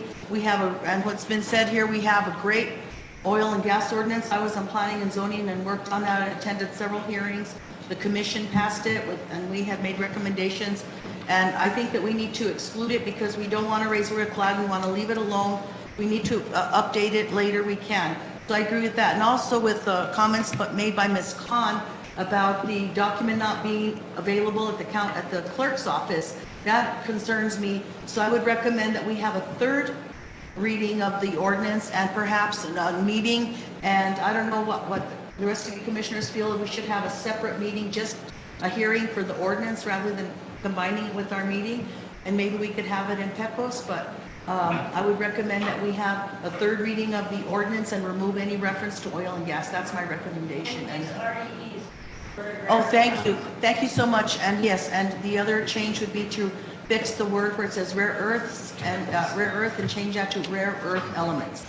So that's what I propose. So. Is that in the form of a motion? Yes, that's a form of a motion. Oh, hold on. We have a motion by Commissioner Varela and a second by Commissioner Trujillo. All those in favor signify by saying aye. Aye. All those opposed, same sign. Did you get that information, Mr. Romero? Yes, sir. All right. So we'll be having our third hearing, and we're going to be having it in Pecos. Okay? Sure. I just want to advise whoever may have an impression that we haven't been working really hard on this and had public hearings. We've had public hearings in Pecos. We've had public hearings here. We were on this thing immediately the minute it broke. The state or the U.S. Forest Service broke news that Euro Cobalt had submitted an application for this exploratory drilling. We've been on it. We've been working hard. We've been attending meetings and rest assured, citizens of San Miguel County, that we are on this and we care deeply about our natural resources and about our people, and we're not going to let this one rest or let it get by us. We're on it on a daily basis, and we're being very, very well informed. Thank you. Thank you. So we do have a motion and a second. All those in favor signify by saying aye. Aye. All those opposed, same sign. Motion carries. Thank you. Harold? Yes. Can I say something? Okay, I know it's out of order. Is it relevant to the issue? Yeah, quick. Sure. Just want to let You'd have to Max- come up to the podium. Okay, I just want to let Max know. Make it fast though. That what we went through before on the oil and gas ordinance was hell. Okay, and the community feels burned and tired and racked, and so people are raw. So just be aware of that too. Thank you, Ms. Lehan. Okay, next item. Do you want to vote on it? No? Okay, next item 4, changes and updates on solid waste billing, and we have Mr. Edward Garcia to present. Justin. It's officially Justin Garcia now. Good afternoon, Commissioners. So a few of the changes that we've actually made to solid waste have been to send out the applications for yearly permits, so we can go from a manual reminder to an actual billing system. We're adding them to our billing system. So all permits are going to go from January 1st through December 31st. So there won't be any more confusion about what month to renew. It's all going to be January through December, and it's going to be in our billing system. So we'll send out those statements in the first. Another thing that we're going to do, or that we've been doing this last billing cycle, was we're changing to a semi-annual rather than a quarterly bill. The payments aren't fully due until the end of this last cycle was March 25th. So they have that time still to make those payments without being delinquent or falling behind. It's just more cost effective, and it's easier to keep track of what we're sending out to who, and it gives us more time to address addressing issues, account issues, things like that from one cycle to the next. So those are a couple changes that we've actually made. Another exciting change that we've done is thank you to Diego and Desiree helping us implement credit card use for miscellaneous payments, which do include solid waste payments. So those are things that have taken place. We're not doing the credit cards for taxes yet, but so far we've had some success with the credit cards for miscellaneous charges and solid waste. Do you have any questions or comments from the board? I'd like to thank you for doing that. I know this is a long time coming, and one of my friends in Peck will say, if only I could pay my credit card, I wouldn't have to drive to Vegas. And I don't know why he doesn't mail a check, but thank you so much for doing your work to get this to happen. Thank you. I do have a question, Justin. You said that we're going from bi-monthly billing or quarterly billing to biannual? Yes. Would that have to be amended? Would the ordinance have to be amended? Is it in the language of the ordinance that? I don't believe it's in the current ordinance, what the billing cycles are or how we should bill. So, like I said, right now, I think that's the best thing for us to do until we actually complete that,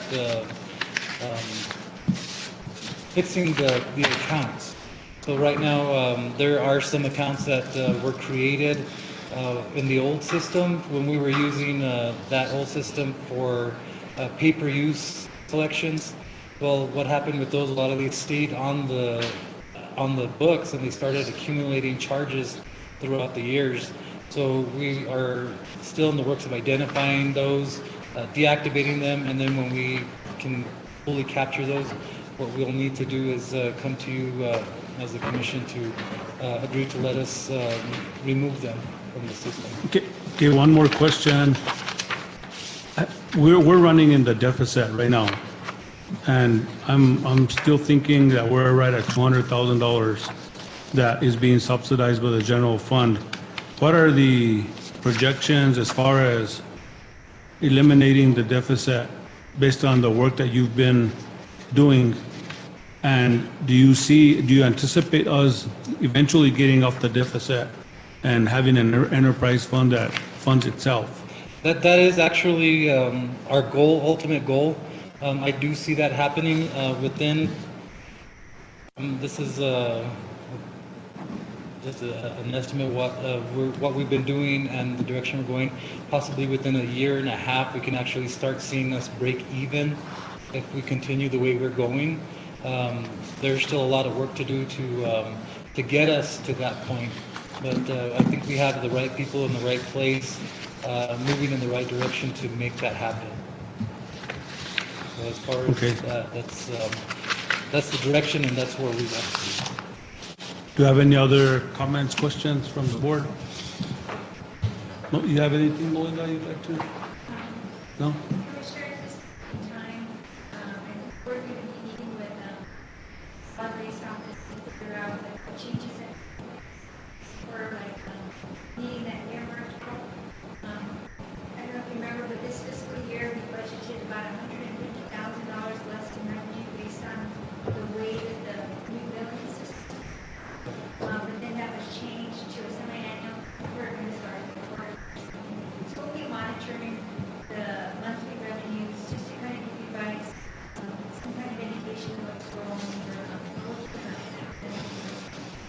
Yeah, and that brings a red flag to me. If you're doing quarterly billing now, there's anticipation that there's going to be revenue coming in. If you do it biannually now, what kind of an impact is that going to have on the operating budget? Well, right now, what we've seen as far as collections go, a few of the conversations that we have had with the customers that receive their bill, they're actually paying the full amounts rather than paying that the monthly or the quarterly.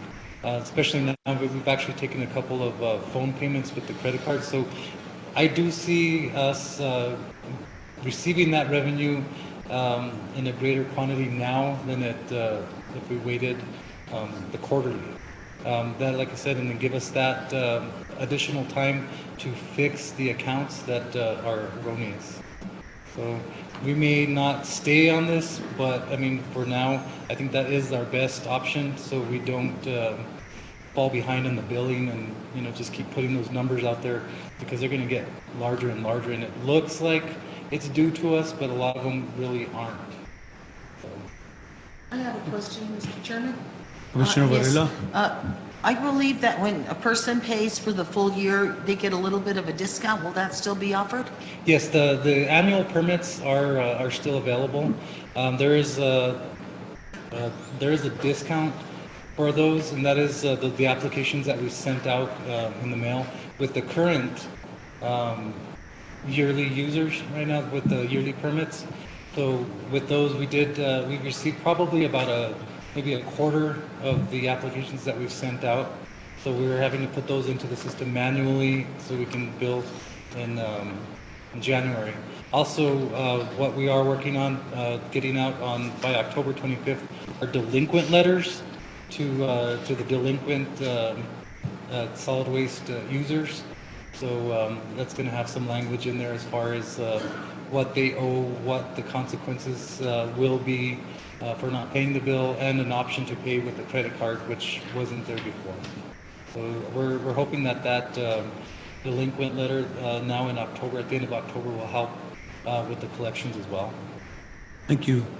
Any other comments or questions? Thank you, Mr. Garcia. Thank you.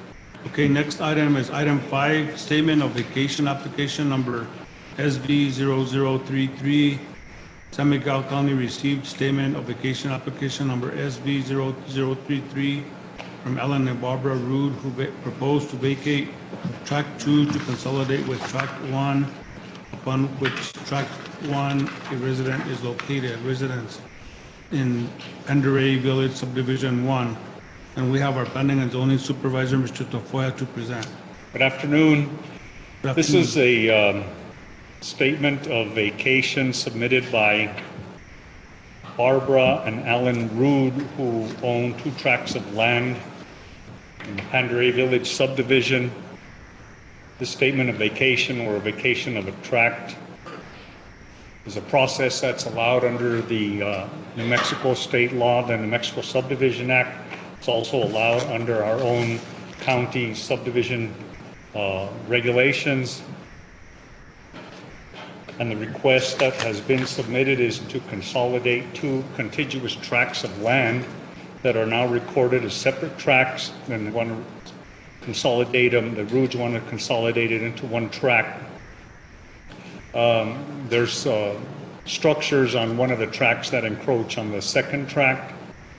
And so what they want to do is consolidate the tracts, which would allow for future plans for the property, including maybe an addition of a garage, and also would be a more logical placement for any improvements. And there's also an existing septic tank on the improved site of the property. We conducted an agency review that is required under state law and our county ordinance. Those agencies included CenturyLink, the utilities, the San Miguel County Fire Chief, Public Works, the County Assessor, Mora San Miguel Electric Co-op, the Pandaray Village Mutual Domestic Water System. And we had no concerns or issues in the responses by the agencies. Everything seems to be in order. What we would ask is that the Board of County Commissioners hold and conduct a public hearing on the application number SV-0033, and also approve the application. Mr. and Mrs. Rude are here to offer any comments or that they may wish to make, or answer any questions that I might not be able to answer.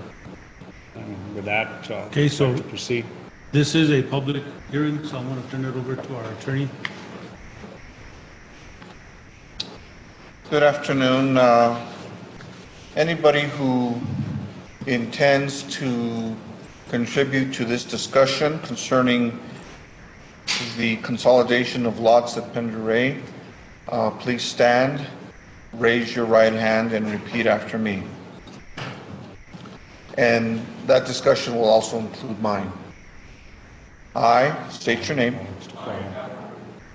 Do swear to tell the truth. Do swear to tell the truth. In my presentation to the Board of Commissioners. Presentation to the Board of Commissioners. Tonight. Ms. Khan, why don't you go first? Oh, actually, Mr. Tafoya, why don't you go first? Did you have anything to add? Not at this time. Okay, Ms. Khan? Please state your name for the record.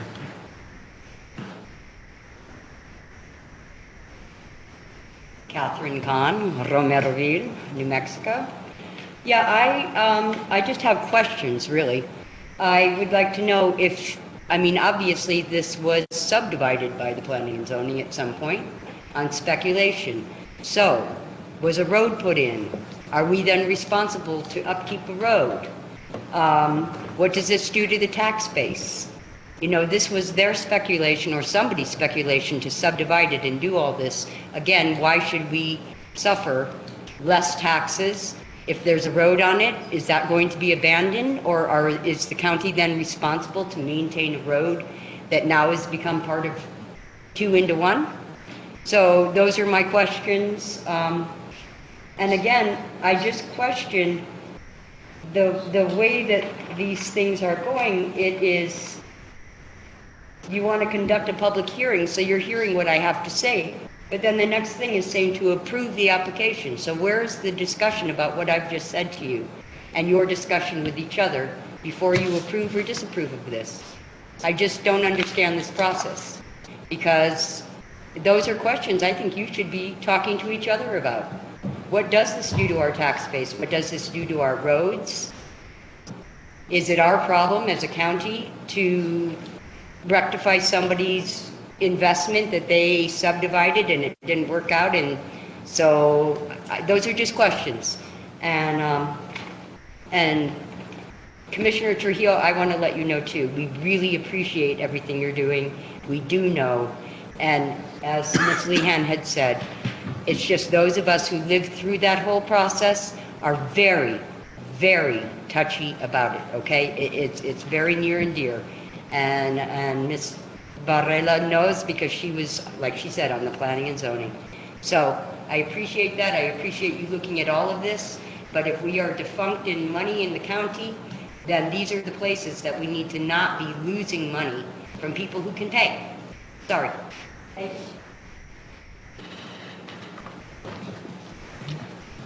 Did you wish to speak on the issue? Please state your name for the record. Go to the At the podium. podium, please.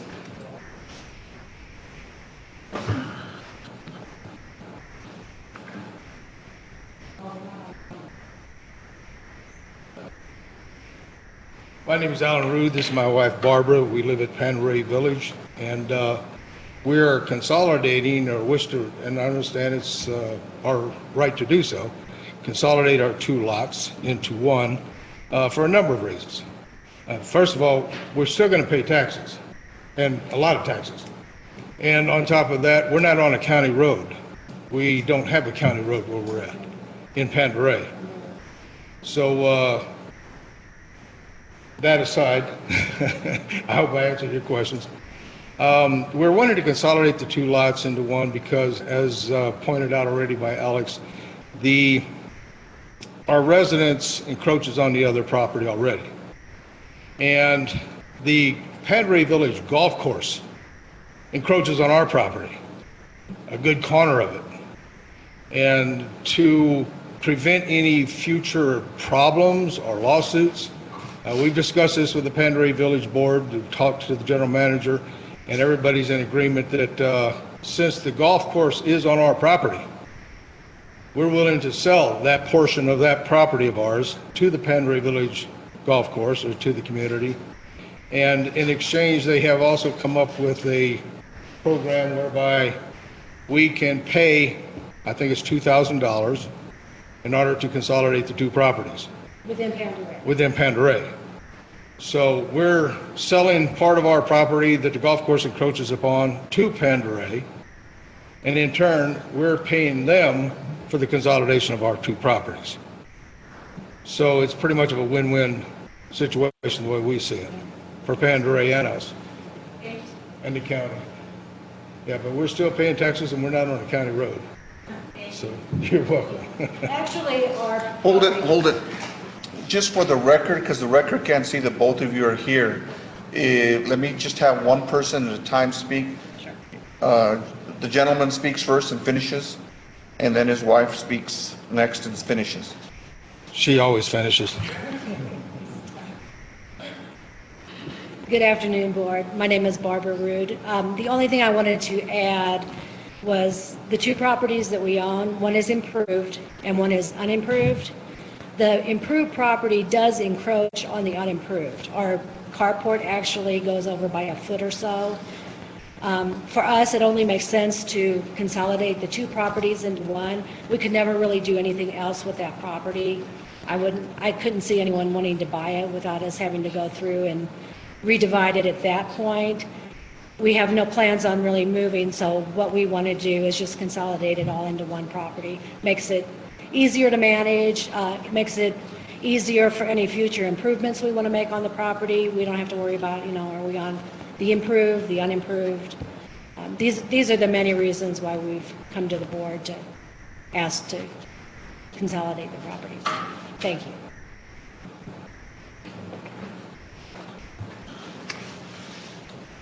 Is there anybody else who wishes to offer testimony? If you have nothing further to say, go ahead and sit down.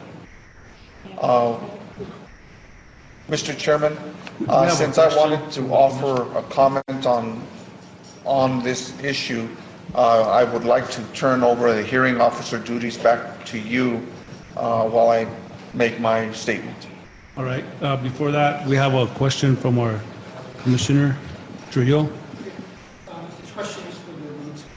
Have you, I would imagine through this process you've met with the association at Andrew? Yes, we've not only met with the association, we've had a complete new survey drawn up. Alex is quite familiar with that.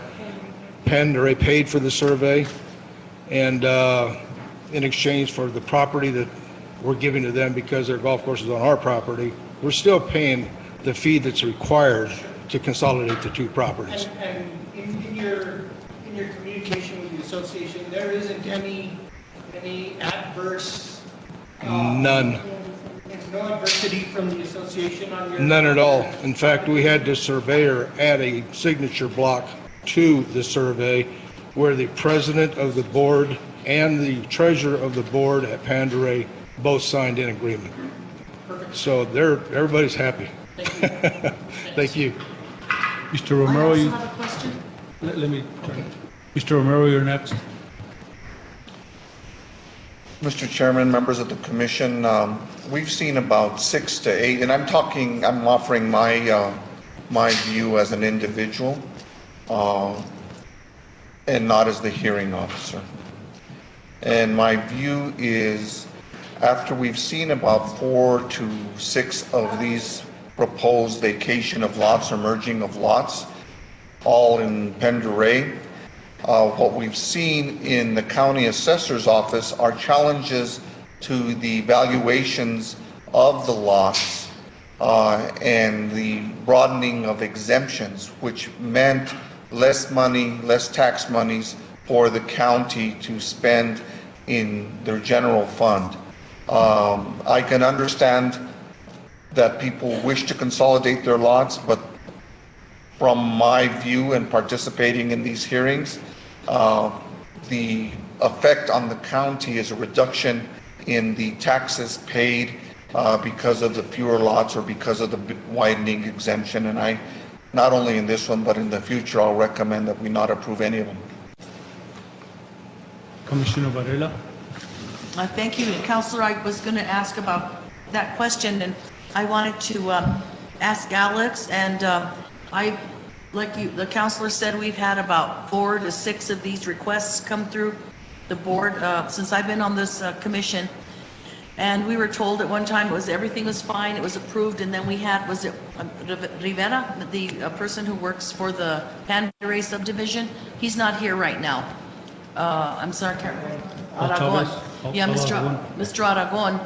And we heard something like this similarly 2 years ago, and that everything was fine, it was approved, and then Mr. Aragon came back and there was an issue and there was a lot of tension and things that had not been worked out between the homeowners association and the individuals.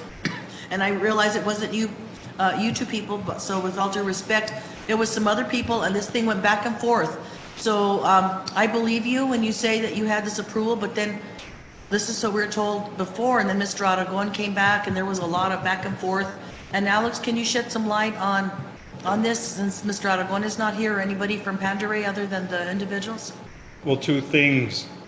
The assessor commented in regard to assessment of taxes for proper assessment.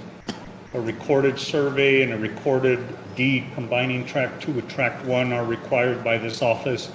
They made no mention in regard to the impact of property taxes. And we sent the application to the current county assessor and the previous county assessor, both for their review and comment. And then in regard to what you're saying, the issue with Pandaray is the assessment by the Pandaray Village Community Association, the assessment of fees for each individual lot, and their concern is that if lots consolidate, they're going to lose revenue. And I don't know if that's true or not true. With this office, we do not look at that. We look at the process that's provided by law, which allows property owners to come in and submit a statement of vacation and subdivisions that have been approved many years ago, or even last year for that matter. The issue of assessments and taxes is an issue between the property owner and the association of the property owner and the assessor, but I will point out that the the Pandaray Village Community Association itself, in the time that I've been in the planning and zoning office, has submitted 3 applications and probably consolidated 86 lots, if I remember correctly. And I presented that probably a year and a half ago to the Board of County Commissioners. And so they were the first ones to start doing this, the association itself, because the lots were too small to market, because they're quarter-acre lots or half-acre lots, and they don't meet the current requirements of Environment Department septic tank permitting requirements. So they started doing that themselves. So I suppose one could make an issue of it. Pandaray, we submitted the application to the Pandaray Village Community Association itself. They signed off on the plat, the survey plat. Their representatives, they had no concerns and no issues with this particular application. A complete change of their position of earlier last year and earlier this year. And I don't know what the reason for that change is. I did not ask. But we went through the process and they're okay with it. They may oppose the next one, who knows, or they may not. Neither Pandaray or, in this particular case, the Roods are doing anything. They're not doing anything that isn't allowed by law to do. Thank you. So does this conclude the public hearing? And if so, do I have a motion to? Yes, Mr. Chairman. Do I have a motion to? We have a motion by Commissioner Ahad. Do I have a second? Second by Commissioner Trujillo. All those in favor signify by saying aye. Aye. All those opposed, same sign. Motion carries. So now we're going back to the item, and I'll turn it back over to Mr. Tafoya. What's your recommendation? My recommendation? Yes, sir. My recommendation would be to go ahead and approve the application as submitted. Everything's in order. The process has been followed. The adjoining property owners have been notified of today's hearing. The Pecos, the Pandaray, I need to stop looking at Commissioner Varela. The Pandaray Village Community Association is in support of this particular application. They had no concerns. There's really no reason to deny it. Commissioner Nahar. Motion to approve application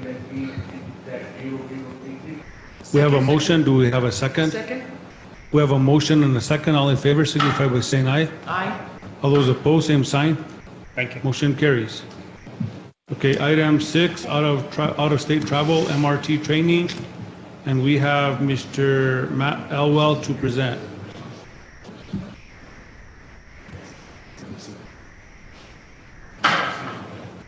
Chairman, Commissioners, I'm requesting approval for out-of-state travel for 2 employees, Diana Martinez Lujan and Aubrey Chavez, to attend MRT training in Ignacio, Colorado.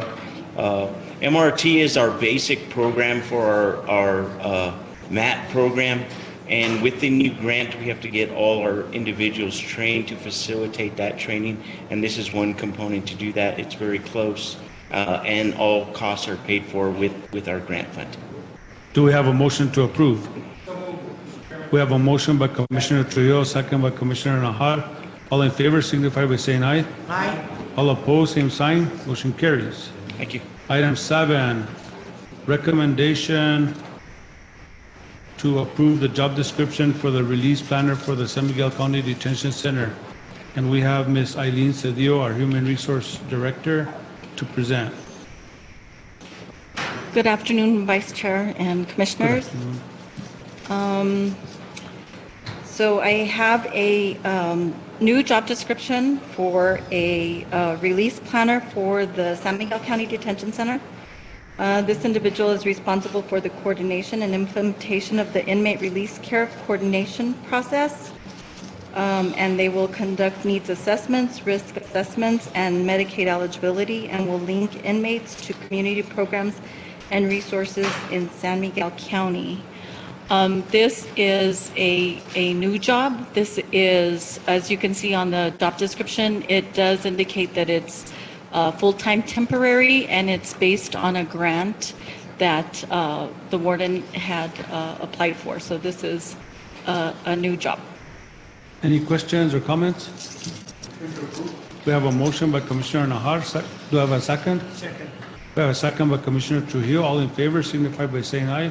Aye. All those opposed, same sign. Motion carries. Item 8, recommendation to approve the job description for San Miguel County Detention Center Sergeant. We have Eileen Cedillo to present. Again, so this is another job description from the detention center. And what, I really want to say thank you to Matt, because he's really done a lot with these job descriptions and providing more detail. And so people really know what their role and function is within the detention center. So this is for the detention center sergeant under the direction of the detention lieutenant, the deputy warden, and the warden. This individual manages the correctional custody, security, and operational program of the detention center, including personnel programs and operational procedure implementation. Any questions or comments?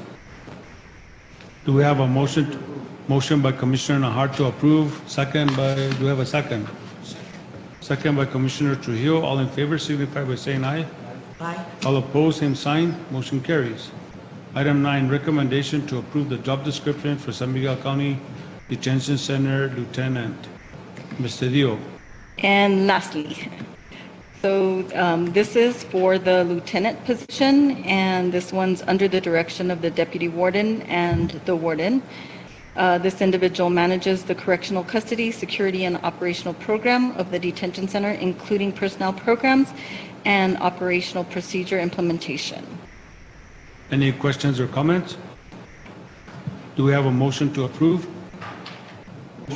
We have a motion by Commissioner Nahar. Do we have a second? Second. Second by Commissioner Trujillo. All in favor signify by saying aye.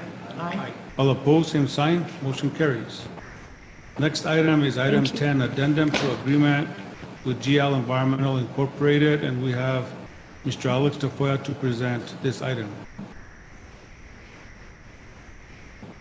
This is an addendum to the agreement between the county and GL Environmental Inc. The county has an agreement with GL Environmental Inc. and what they do is the agreement provides for engineering and consulting services as needed for the purpose of ensuring that the requirements of our county ordinance number 11-12-14-O and G, which is also known as our oil and gas ordinance, are complied with by applicants for conditional use permits for oil and gas exploration and drilling.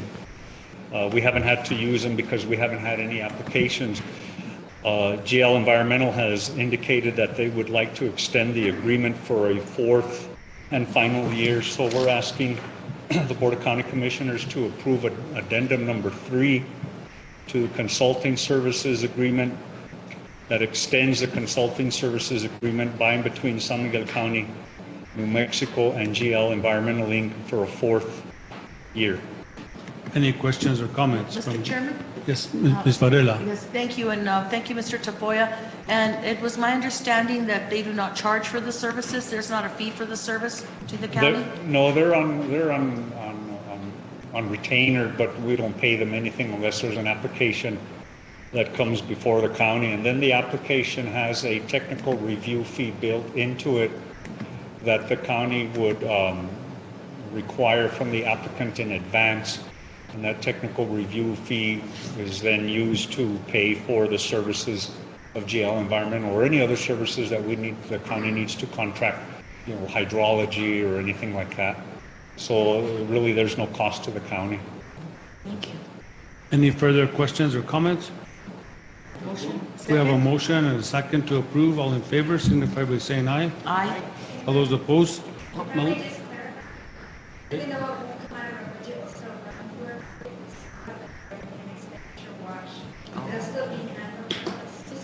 Oh, thank you. Okay, I see it on the list. Okay. Thank you. Thank you. All those in favor, say aye. Aye. All those opposed, same sign. Motion carries. Next item is Public Works Division report for the month of September, and we have Mr. Arnold Lopez to present. Thank you. Good afternoon, Commissioners. Good afternoon. As you can see, we've been busy for the month of September. We've been all different locations, and I'm going to give you the update where we're currently at. We've been over there in the detention center, actually creating a new landing pad for our solid waste bins. We're relocating them to a more convenient location. So I've had Johnny Trujillo over there, building up an area. We're going to put base course down and improve an area so they'll have better access to the bin. And then Juan Macias is over in Lagunitas, Chapel area, addressing some erosion that occurred with this last rainfall. Peter is over in Rivera area. We had some minor washouts. We had been battling dry conditions, which makes it a little bit difficult for road maintenance. Without having the moisture on there, these roads, they tend to washboard sooner. We pull maintenance, and 2 weeks later, they're washboard again. But, we're hoping for some additional rains and moisture, and hopefully we can, improve that. And then the more report that I'm going to give is in our solid waste department with Diego Trujillo. He'd come up here, and we're going to explain what this project that we've been working on with, again, Diego's expertise. We've been installing cameras at different facilities. Our intent is to provide security and surveillance cameras to address a lot of the illegal dumping that we experience at these facilities. And I'm going to let Diego kind of explain the process and what the intent is. Chairman, Commissioners, last fiscal year, my department had some money left over, and we had, as Arnold mentioned, an issue with illegal dumping at the majority of our transfer stations. So I purchased 5 systems to install at our 5 most critical or vulnerable stations, and finally got to doing that last week. So I just wanted to show you some of the pictures that we're able to obtain. We don't want to reveal all our methods and resources. So I have some still photos for you. We have several cameras at the transfer stations. Some of these pictures are compelling, but the videos are even more incriminating. But this is the type of photographs we're getting. We're able to identify vehicles. We're going to show you a video at the end of the slideshow, but here's another gentleman who, in a truck that's easily identified, illegally dumping on our front porch. We can get license plates, we can get makes and models of vehicles. In most cases, these residents are frequent visitors to that particular transfer station, and our attendant is aware of who they are.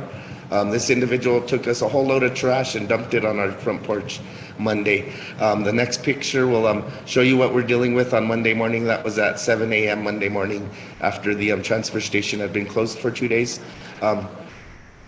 It's interesting to see how they do this. Some people actually leave half their trash at the front and walk the other half in.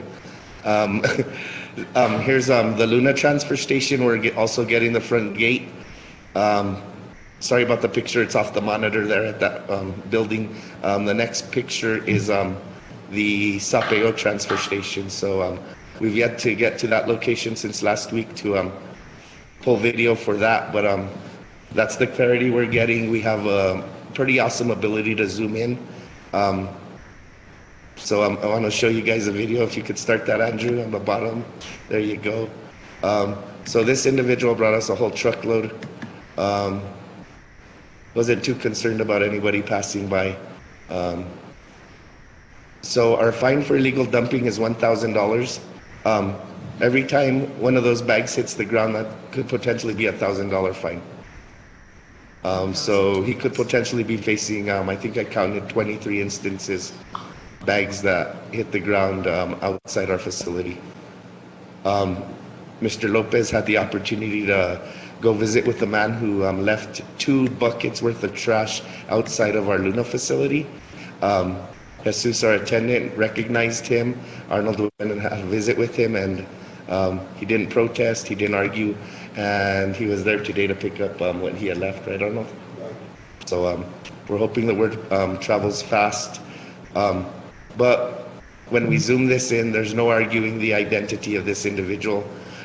We identified him and his house this afternoon, and we'll be addressing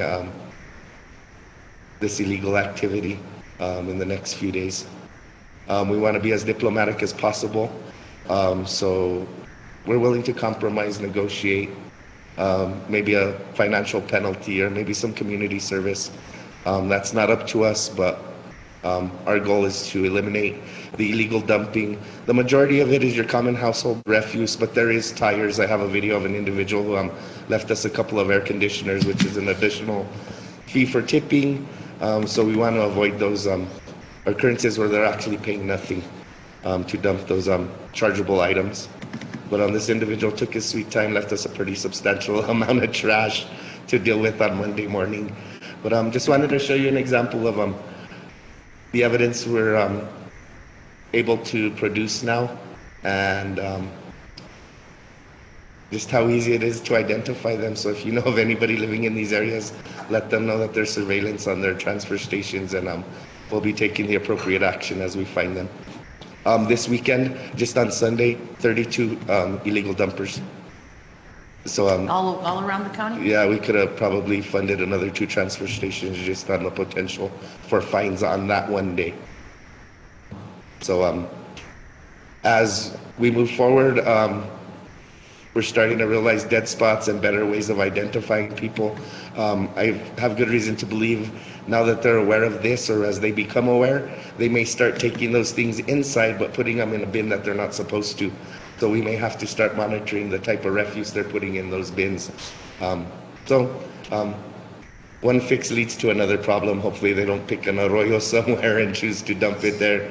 So it's an educational thing. We just need to get them to understand that we can't live like this. It's our duty. I mean, you've come this far to not walk an additional 25 feet to the bin. It's an eyesore for everybody in their community. So hopefully we can change things. And this particular dumping incident that this gentleman is doing right there, there is no additional cost. That was all solid or household waste that's, permitted with his monthly permit. And I'm sure he's permitted to dump, but it's just being lazy not to walk it into the bin, which isn't too much further than that. But that's stuff that we deal with. The pictures is on a mild day. There's times that the trash has been as high as the ceiling right here. Huge amounts, big amounts, construction debris that actually require additional payment. And, our intent is more to educate the people and make them aware that we're monitoring these stations now. We don't really want to go out full prosecution right away. Eventually we will. But I think my intent wants to be to educate them and make them aware, that this isn't acceptable, and hopefully they'll comply. Like Diego said, the instance that I went and dealt with today, he took a skid steer loader and scraped some debris at his property and drove the skid steer over to our facility and dumped it in front of the gate. We had it all on camera. We recognized who he was. I went and had a conversation. He was very embarrassed, actually, and he apologized and was willing to go and clean up the mess. And I think that's just the intent, just to make him aware. And he basically did make the comment that it wouldn't happen again. So I think it's going to work. Sure. One thing I wanted to add, we're also tying these camera systems into our network so we can monitor them remotely. We don't have the human resources to be running out to Kearney out by the jail, Sapeo in the afternoon. We just don't have those human resources. So this facility will be tied into our network, which will give us the ability to remote monitor with tools that will notify us. Let's say middle of the night, somebody shows up and there's substantial movement. It'll send Arnold and myself a text. We can jump on the system and see if something's going on there. Easily call the detention center, see if there's a police officer, state police there, have them address it immediately. But all these will be online and at a click of a button for our staff. So as Arnold said, hopefully we can educate them. Mr. Chair, Arnold and Diego, thank you for this work. This is a subject that's very near and dear to my heart. It just kills me to see people littering our community, and I know that this is going to be a successful program. Number one, is there a possibility to put signs, video surveillance in place, giving that first warning? Then after that, as Mr. Trujillo mentioned, we don't want to find this stuff in one of our arroyos or a roadside either. So it's a big picture. It's a big picture, this littering and refuse dumping and stuff like that for the county. And I know it's a bear to try to address all the elements in it. But I thank you for this, because this is the beginning of what could change people's mentality. For a guy to just think he can go do that is ridiculous to me. Mm-hmm. That we need to start changing that mentality.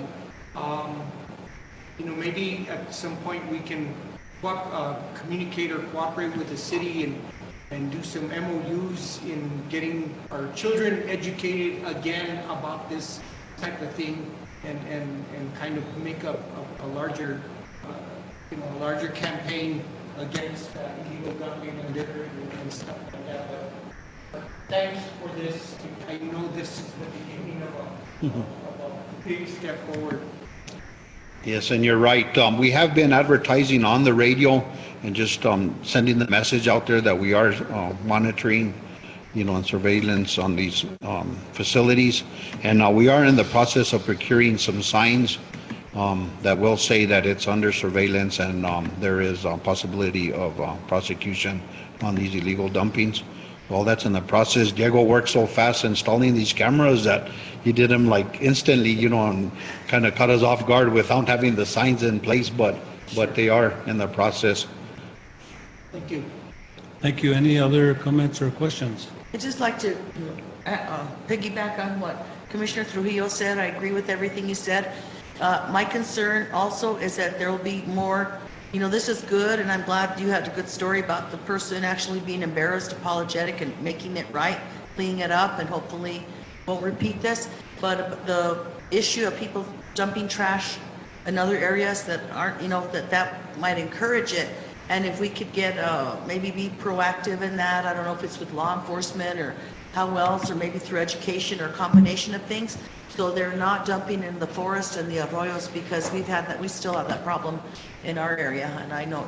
Yeah, and if you notice, our facilities are accessible. If you notice, right between the two yellow poles, see, that's open right there. It's unbelievable that it's actually open, because usually I thought they would do this when the facility's closed, but they're actually doing it when it's open? Well, the main gate is closed at this particular time, but the walk-through gate right there between the two yellow poles is open at all times.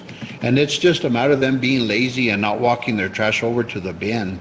On long weekends, holiday weekends, like on this next Monday, we have a holiday. We'll stage another bin closer to the fence as well, just to eliminate some of the pile, because on those days, we always clean on Mondays, and on those particular days, it seems like they even dump more. But it's just laziness that they don't want to walk their trash over to the bins, because it is. Do we have a walk-through in Pecos? We don't have that. Pecos is one of the only ones, and San Miguel are the only ones that do not have. Yeah, but we don't have the problem in Pecos like we do here. Wow. In Las Vegas is the worst, and Sapio, Kearney, and Luna are the three that are the worst facilities. Thank you, Arnold. And as you can see, just They'll put them on the internet policy. look at the next guy that shows up. See that? Delete. Oh, wow. These customers did a very good job of taking all their refuse to the bin. But those are occurrences. We're seeing trucks showing up with that volume of refuse and leaving it on the front porch. 15 minutes. He's still there? He's still there, yeah. But Anything anyways, else? Thank you, Arnold, for doing this, and Diego, and then also thank you for the work that you've done up at Camp Luna. I've received a lot of calls and texts from the residents up there, and they're very appreciative of what you guys have done. And I want to thank you and the county manager for making it happen, and Alex as well. and it's looking good. Just a couple other things. The 8th Street project is moving along pretty rapidly. It looks nice up there. We just approved the additional monies change order to be utilized to continue and extend that project a little further. And so we've already got it approved and signed, and the contractor's been notified, so he is starting construction on that next portion. Over in the Gonzalez Ranch area, we did get the final official notification for that call for special projects. We just signed it and got it back to them, so we'll have fully executed agreement with that, and we could get started on that pretty quickly also. Thank you. Anything further? Just a question. There's been some requests for some base course up to the Cow Creek Road. Would you be able to provide that for that road? Yes, and we have, every time Peter's there, we extend and add a little bit more, you know. I know we're far from the processor here, but we could use that material. Thank you. And the roads are good, but we just need to get that material on it. Thank you so much. And we'll be in San Isidro, which is also in your district here, pretty soon to do all the pothole repair and everything needed on that. From Gusano to Norte? We'll do it all the way from the highway all the way down. Thank you so much. Wherever's needed. They've been very patient. Thank you. Dr. Martinez. Mr. Lopez, can you explain to the commission about the waivers, DOT? Yes, so we applied for match waiver for, actually we're only allowed to apply for 2 of them, LGRFs that are being utilized up on 8th Street Extension.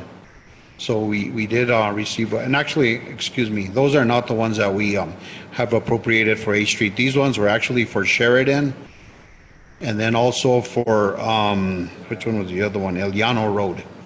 Okay, and we got approval on those match waivers. So you apply for it, It goes through a committee, and we did receive approval on that match waiver. We have requested match waiver as well over in the Gonzalez Ranch project, and that one will be taken to this next month's meeting. So we'll find out if we get our match waiver on that one as well. But we have been notified on the other two that we did receive. Commissioner Nahar. We're still waiting on those 401, 404, environmental permits. They are in the process though. And I'm hoping to work on that through the winter now that the river's down low. So as soon as we get it, we're gonna move pretty rapid on that one and hopefully get it construction before, spring runoff. That's the intent. Any other questions or comments? Thank you, Mr. Lopez. Thank you so much. Panda Rays, we also got notification from DOT that we're good to go on that funding. So the engineer's working on the design and I'm hoping if weather permits, hopefully for the end of the year, we could complete that one as well. Yeah. Thank you, Arnold. You're welcome. Thank you. Okay, next item, we're going into the Board of Finance meeting. We have bank transfers for the month of September. Ms. Bertha Bustamante, our county treasurer, to report on this. Welcome, Ms. Bustamante.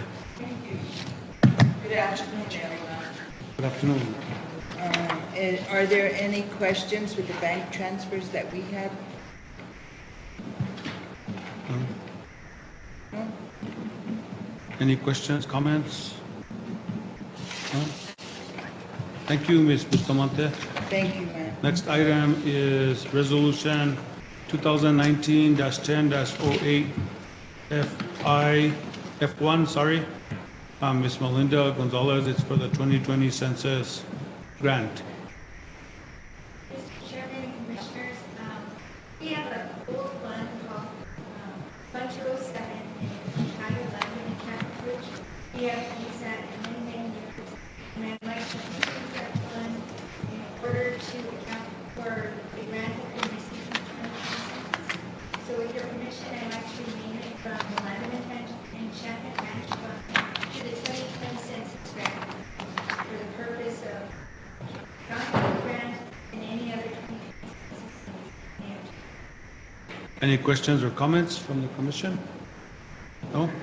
We have a motion by Commissioner Nahar, to approve. Do we have a second? Second by Commissioner Trujillo. All in favor signify by saying aye. Aye. All opposed, same sign. Motion carries. Next item is Resolution 2019-10-08 F2, and we have Ms. Melinda Gonzalez to present. Mr. Chairman and Commissioners, each year we go out and ask the departments to verify the capital assets are correctly still being accounted for, and they've given us back verification that we're still accounting for it. So at this point in time, I'd like to submit this resolution. Sorry. Okay. Number 14. Item 14, Resolution 2019-10-08 F2. This one, I'm just going to kind of get to know some information. At the last special meeting, the county approved the 2019 mill levy and recognizes the potential for $234,000 in increases in property taxes. And seeing that, I'm going to kind of give you a caveat of that word. The assessor's office had to submit an abstract to the state, and that abstract is due after they move, they give the roll information to the treasurer's office to fill. And during that process, it was determined that there was an out of bounds that needs to be identified as to what.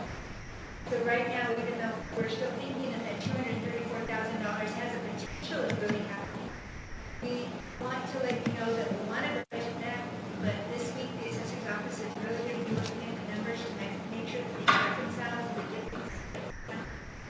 And if they're able to reconcile the two differences that are found and feel comfortable with the numbers, we'll continue to proceed as we request budget adjustment. If there's any problem with the numbers and we feel that the numbers are going to be, I'll come back in the next commission meeting and let you guys know. So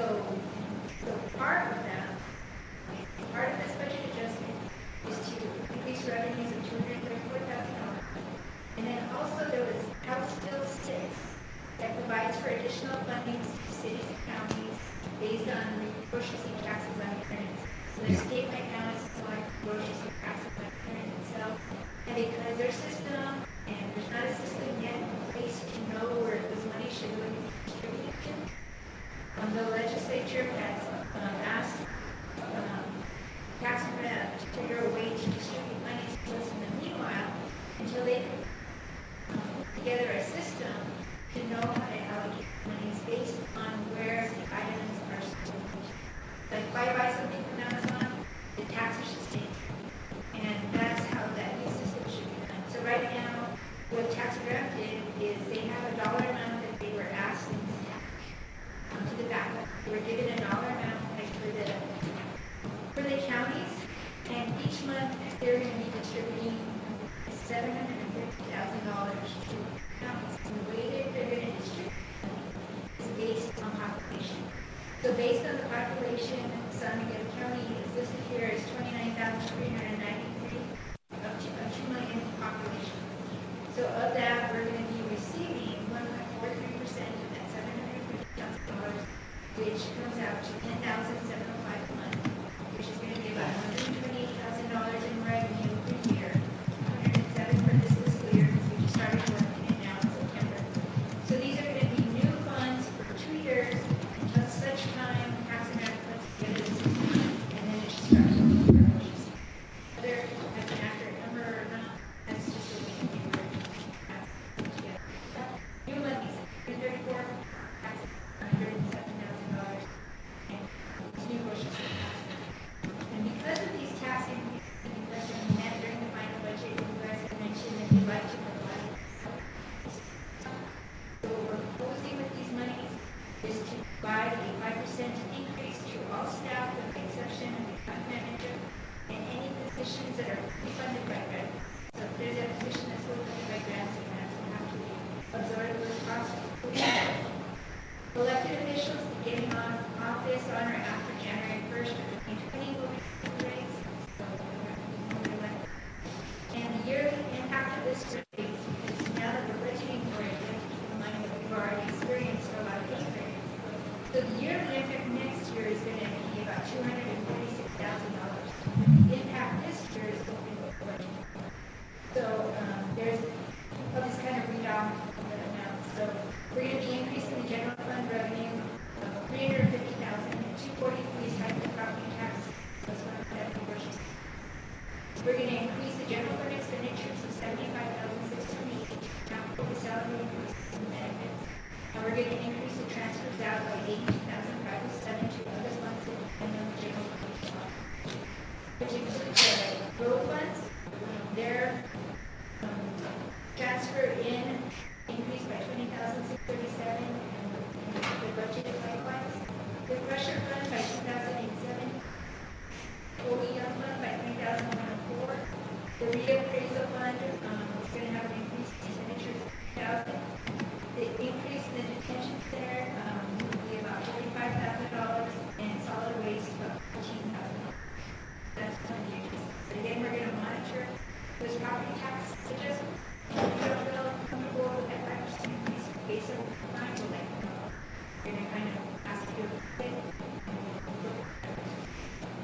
The other adjustment that's going to take place is, as the farm had mentioned, we have some 2020 local government road funds.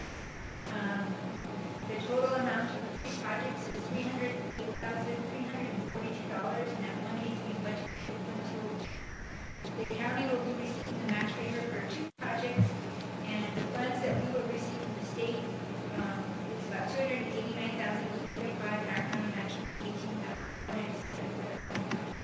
And the match, which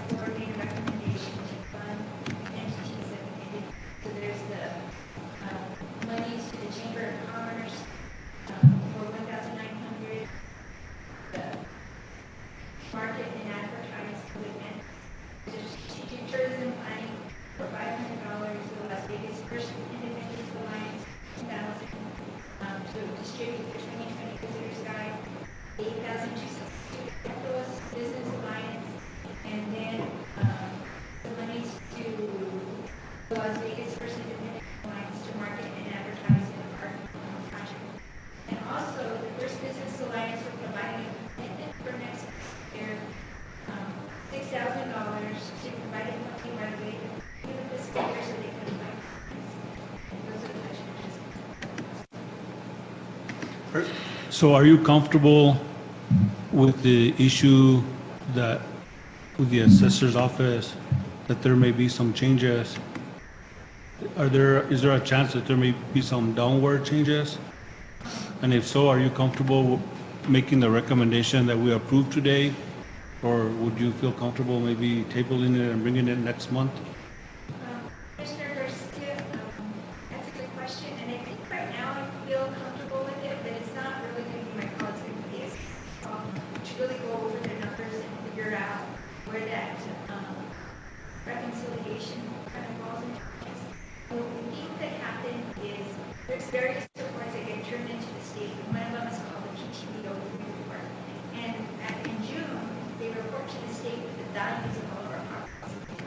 And there's particular columns that gets filled out, and there's one that's unposted values, and then there's a posted value.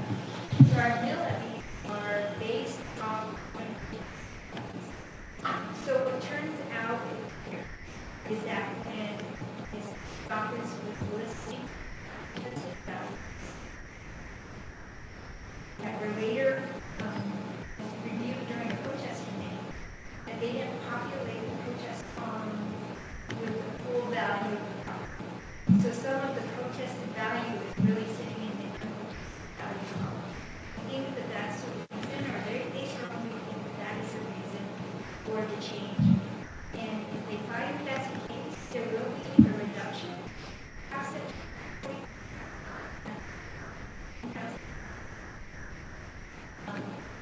assessors is currently working with Tyler right now to make sure that they understand what those reconciling items are, but they really strongly believe it has to do with how they include rental assessed value. And that the numbers should stand as they are, at the minimum change in based on their confidence in that. I do feel that we can monitor, and they told us that by Thursday they would have completed their review of the item. And so we weren't really sure how to present this item. We just asked for the approval of all the budget adjustments except those. Or come to you now with accepting it, provided that Thursday they are able to assure us that those funds are dollar values that we have are accurate. And if they're not, then we'll say, no, we can't do it. We'll come back to you guys in November. We won't make any movement to provide any increases at the time because we're uncomfortable with the numbers. But I think now we're coming with the numbers because we think that the probability of it being positive. Thank you. So would it be wise to recommend approval contingent upon? Okay. All right. And perhaps if the motion could be, because you see what I have to do now is turn this to the DFA. And I won't turn it over to the DFA until we hear from you. Right? That's okay with you. And then if the numbers come back where they're not comfortable with it, I'll remove those items from the budget adjustment that I'll give to the DFA, then all the other budget adjustments like the Rogers tax or the 2020 cents. Yeah, that's okay. Okay. And with your motion, with your recommendation, are you asking for the salary increases, or is that separate? Chairman Garcia, Commissioners, that's included with the budget. Okay. It's provided 5% increase if those numbers. All right. Do you have any questions or comments? One question. The 45,000 being allocated to the detention center, was that a requested item for a specific project or? Chairman Garcia and Commissioner, what that $45,000 is that's for their share of the 5% of the salary increases. So the budget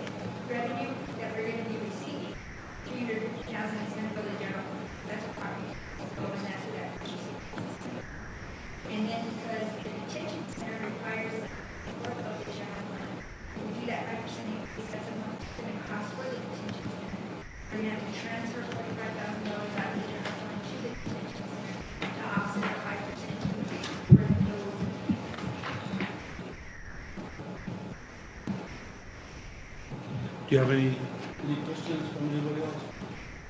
No?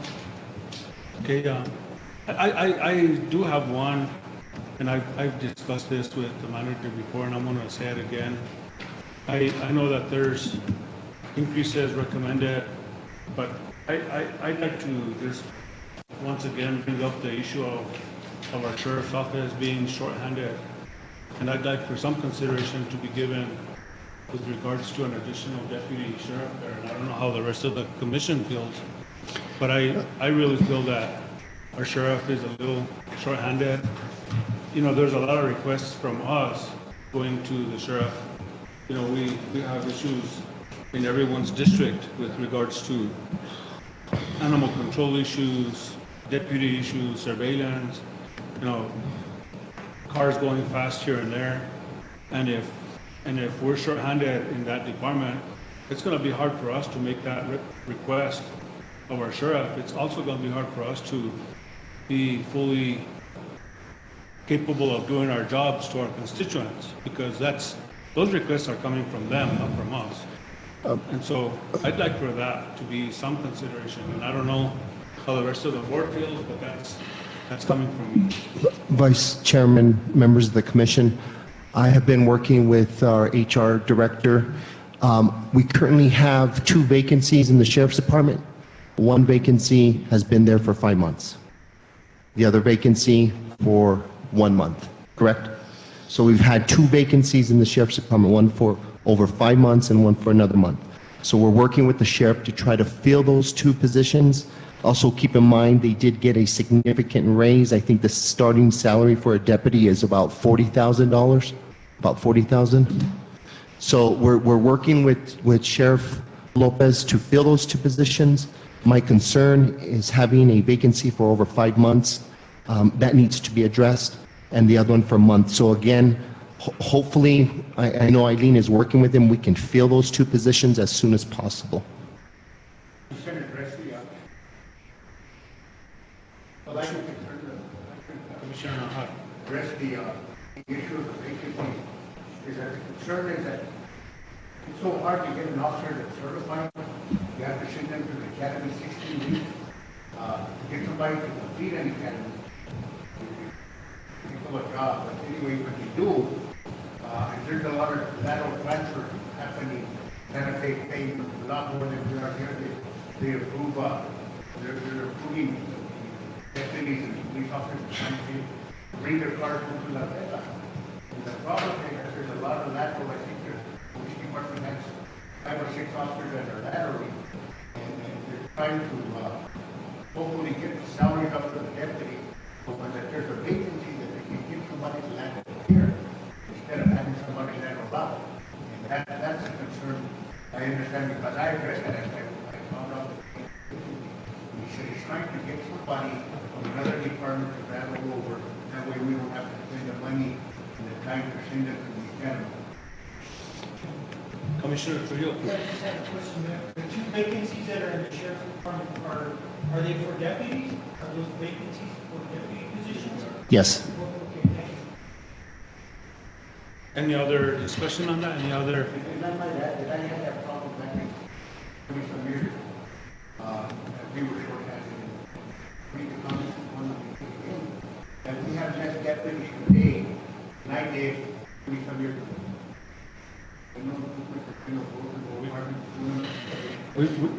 We've got this item now, and I think we can give direction. That's the direction that the commission wants to take. But Vice Chair, members of the commission, recently, and Eileen, if you can assist me in this, we had how many deputies? 6 of them, or 6 or 7? And the sheriff, and I wish he was here, but the sheriff decided to cut a position so that he can use that money to fund, to give a pay increase to the other deputies. So I think he had 7 deputies.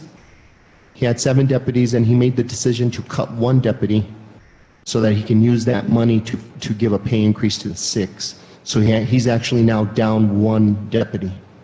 So that's another issue that we need to address. But he did, for the record, he did make a decision to cut a position.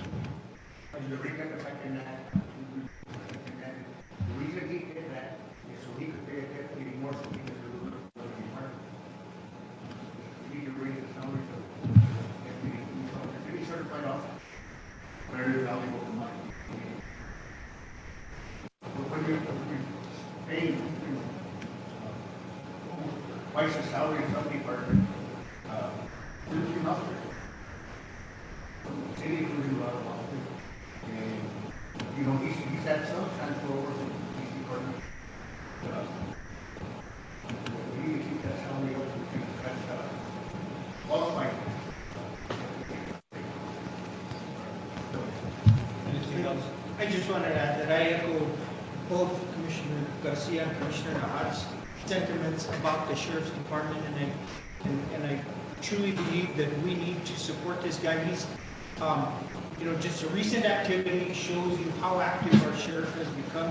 He's been working on that drug task force for a couple of years before he even became sheriff, and the fruits of his labor are showing now.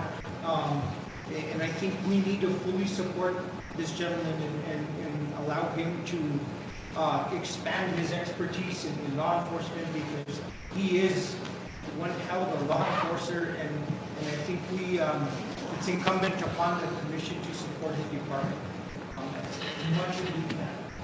Melinda, I have a question. So let's say that we were to give direction today to fund an additional deputy. What are we looking at budgetarily as far as the impact that we just talked about? I don't have all the salaries in front of me, but I believe that a certified deputy will make $17.50 an hour, which comes out to, About 48,000 a year? will come out to 36,000. 36,000.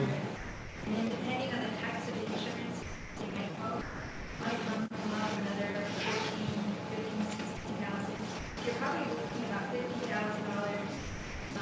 With all that, with the benefits, it might be depending on our insurance.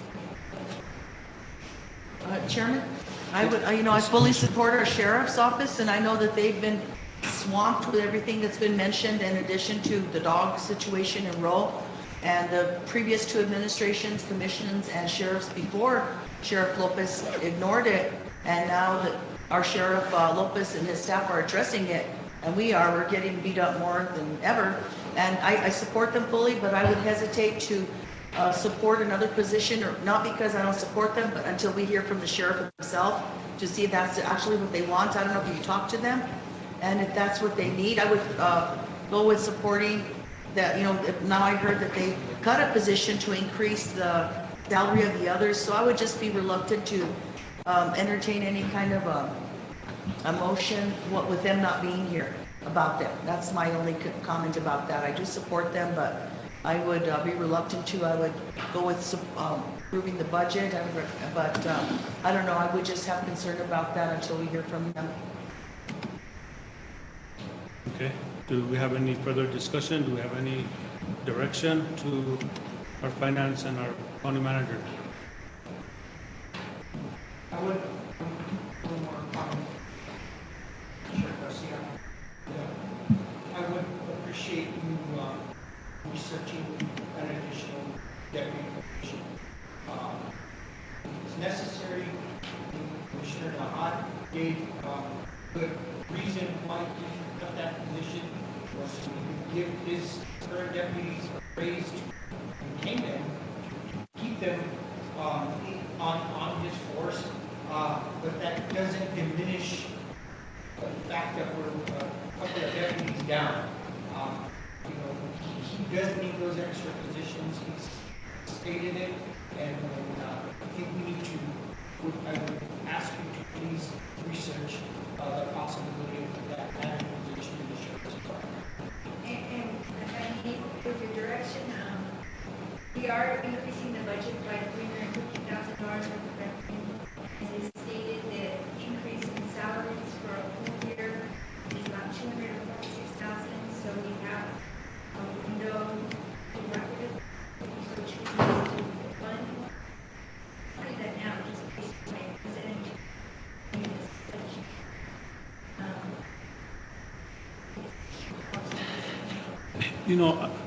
I'd like to just make one more comment.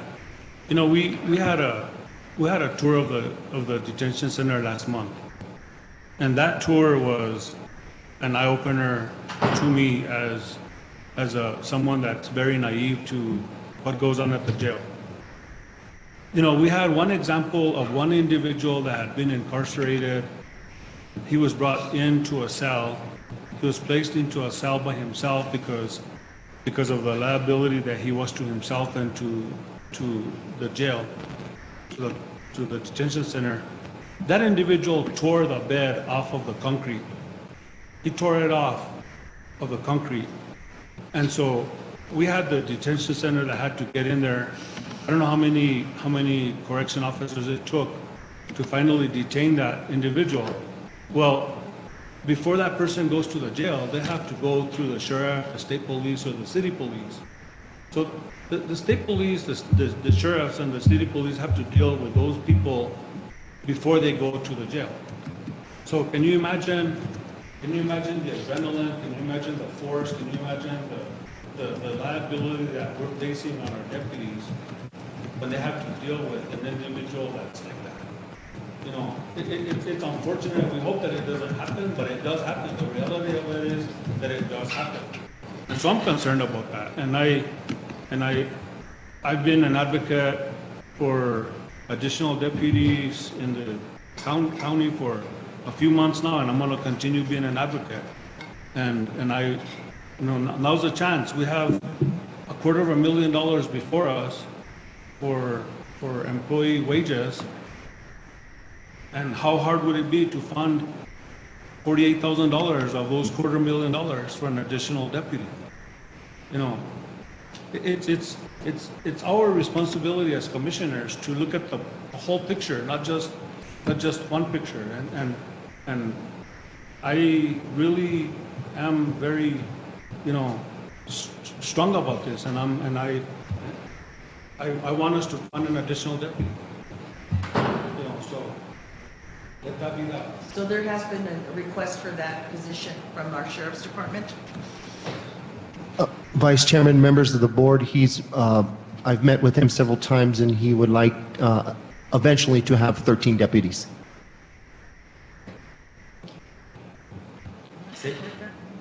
So do we move on? What do we do? Do I have any recommendation?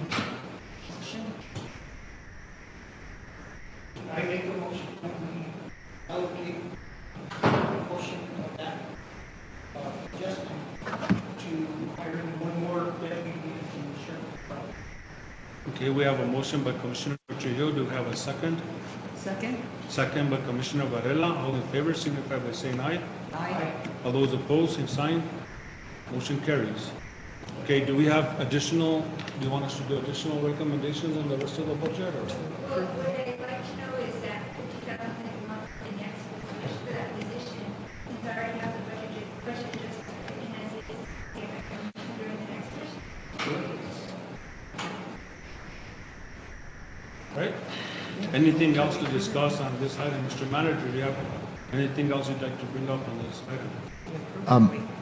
Vice Chairman, members of the commission, I would request a vote for a 5% increase for employees. Would that be okay, Melinda, based on what we just recommended? Chairman and Commissioners, it would be okay again with the understanding that.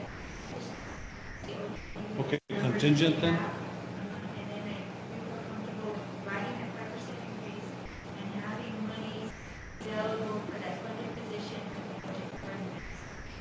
Okay, do I have a motion based on the Motion manager's? to approve? We have a motion, do we have a second? We have a motion and a second, all in favor signify by saying aye. Aye. All those opposed, same sign, motion carries. Got it, okay. Item 15, certification of capital asset inventory for FY 18-19 resolution 2019-10-8F3. Melinda. Chairman and Commissioners, here we have to verify our capital assets. So what we do is we provide those things to all the departments who actually are responsible for maintaining these assets, for them to verify that the assets are shown on this thing, and let us know what this is about the condition. We were able to get all departments to find afterwards that all the assets have been accounted for, so right now I'm asking for your approval for the certification for the fiscal year 18-19 capital asset. Okay, we have a motion by Commissioner Varela, do we have a second? second by Commissioner Trujillo. All in favor, signify by saying aye. Aye.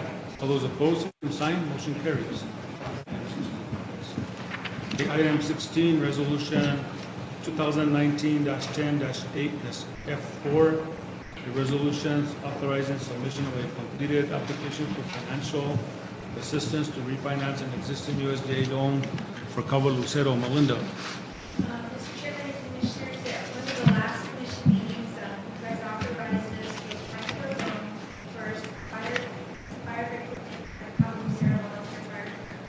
The resolution was passed, and it was decided to approach that loan with the New Mexico Financing Board to have the loan be subordinate and or inherited simply with the USDA, since we already had an existing USDA. And so that's the way that we're presenting the loan now.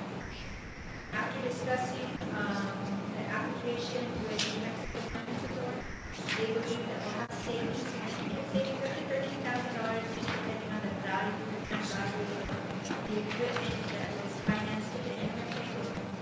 If we were to refinance it, so what this new resolution to do is to refinance in order to realize those savings, provided that the use of those equipment meets their standards. And our chief, Andrew Duran, is working with the vendors to try to get the insurance from them. This will get the loan processing. Okay, do you have any questions or comments? We have a motion by Commissioner Nahar. Do we have a second? We have a second by Commissioner Varela. All in favor, signify by saying aye. Aye. All opposed, same sign, motion carries. Item 17, indigent claims. Melinda. Mr. Chairman and Commissioners, we have a listing of 2 different indigent claims that we have. Just ask if you have any questions. Do you have any questions on this? Do we have a motion to ratify the indigent Motion. burial payment? Motion to approve? Motion by Commissioner Varela. Do we have a second? Second by Commissioner Trujillo. All in favor, signify by saying aye. Aye. All opposed, same sign, motion carries. Item 18, accounts payable report for the period of August 2019. Melinda. Mr. Chairman and Commissioners, before you have two accounts payable reports. One is from our credit for the month of August, and the other one is from Miguel County, who provides payments to us, to our landlords, for our housing program, and asking for your approval. Do we have any questions or comments? Do we have a motion to approve? We have a motion by Commissioner Nahar, second by Commissioner Trujillo. All in favor, signify by saying aye. Aye. All opposed, same sign, motion carries. Budget number 19, budget report for July to August 2019. Melinda. Mr. Chairman and Commissioners, this is the for informational purposes only, and what I'll each month provide you with the current year-to-date budget report for this August 31st, 2019 fiscal year. Any questions? Thank you, Melinda. Item 19. Wait, that was that. Okay, so we're on item 20. Cash report. Chairman and Commissioners, before you have the August 2019 cash balance report. And for information purposes only. Any questions? Okay. Item 21, journal entry report for August. Chairman and Commissioners, before you have the journal entry report for all entries that were physically made during the month of August 2019, regardless of what fiscal year those entries are. Any questions? Comments? Thank you, Melinda. Item 22, receipt report for the month of August 2019.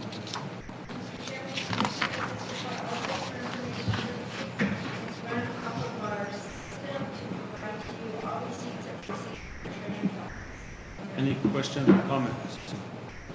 Nada? Thank you, Melinda. Thank you. Do we have a motion to adjourn? We have a motion to adjourn by Commissioner Nahar. Do we have a second? Second by Commissioner Trujillo. All in favor, signify by saying aye. Aye. All opposed, same sign. Motion carries. We adjourned at 5.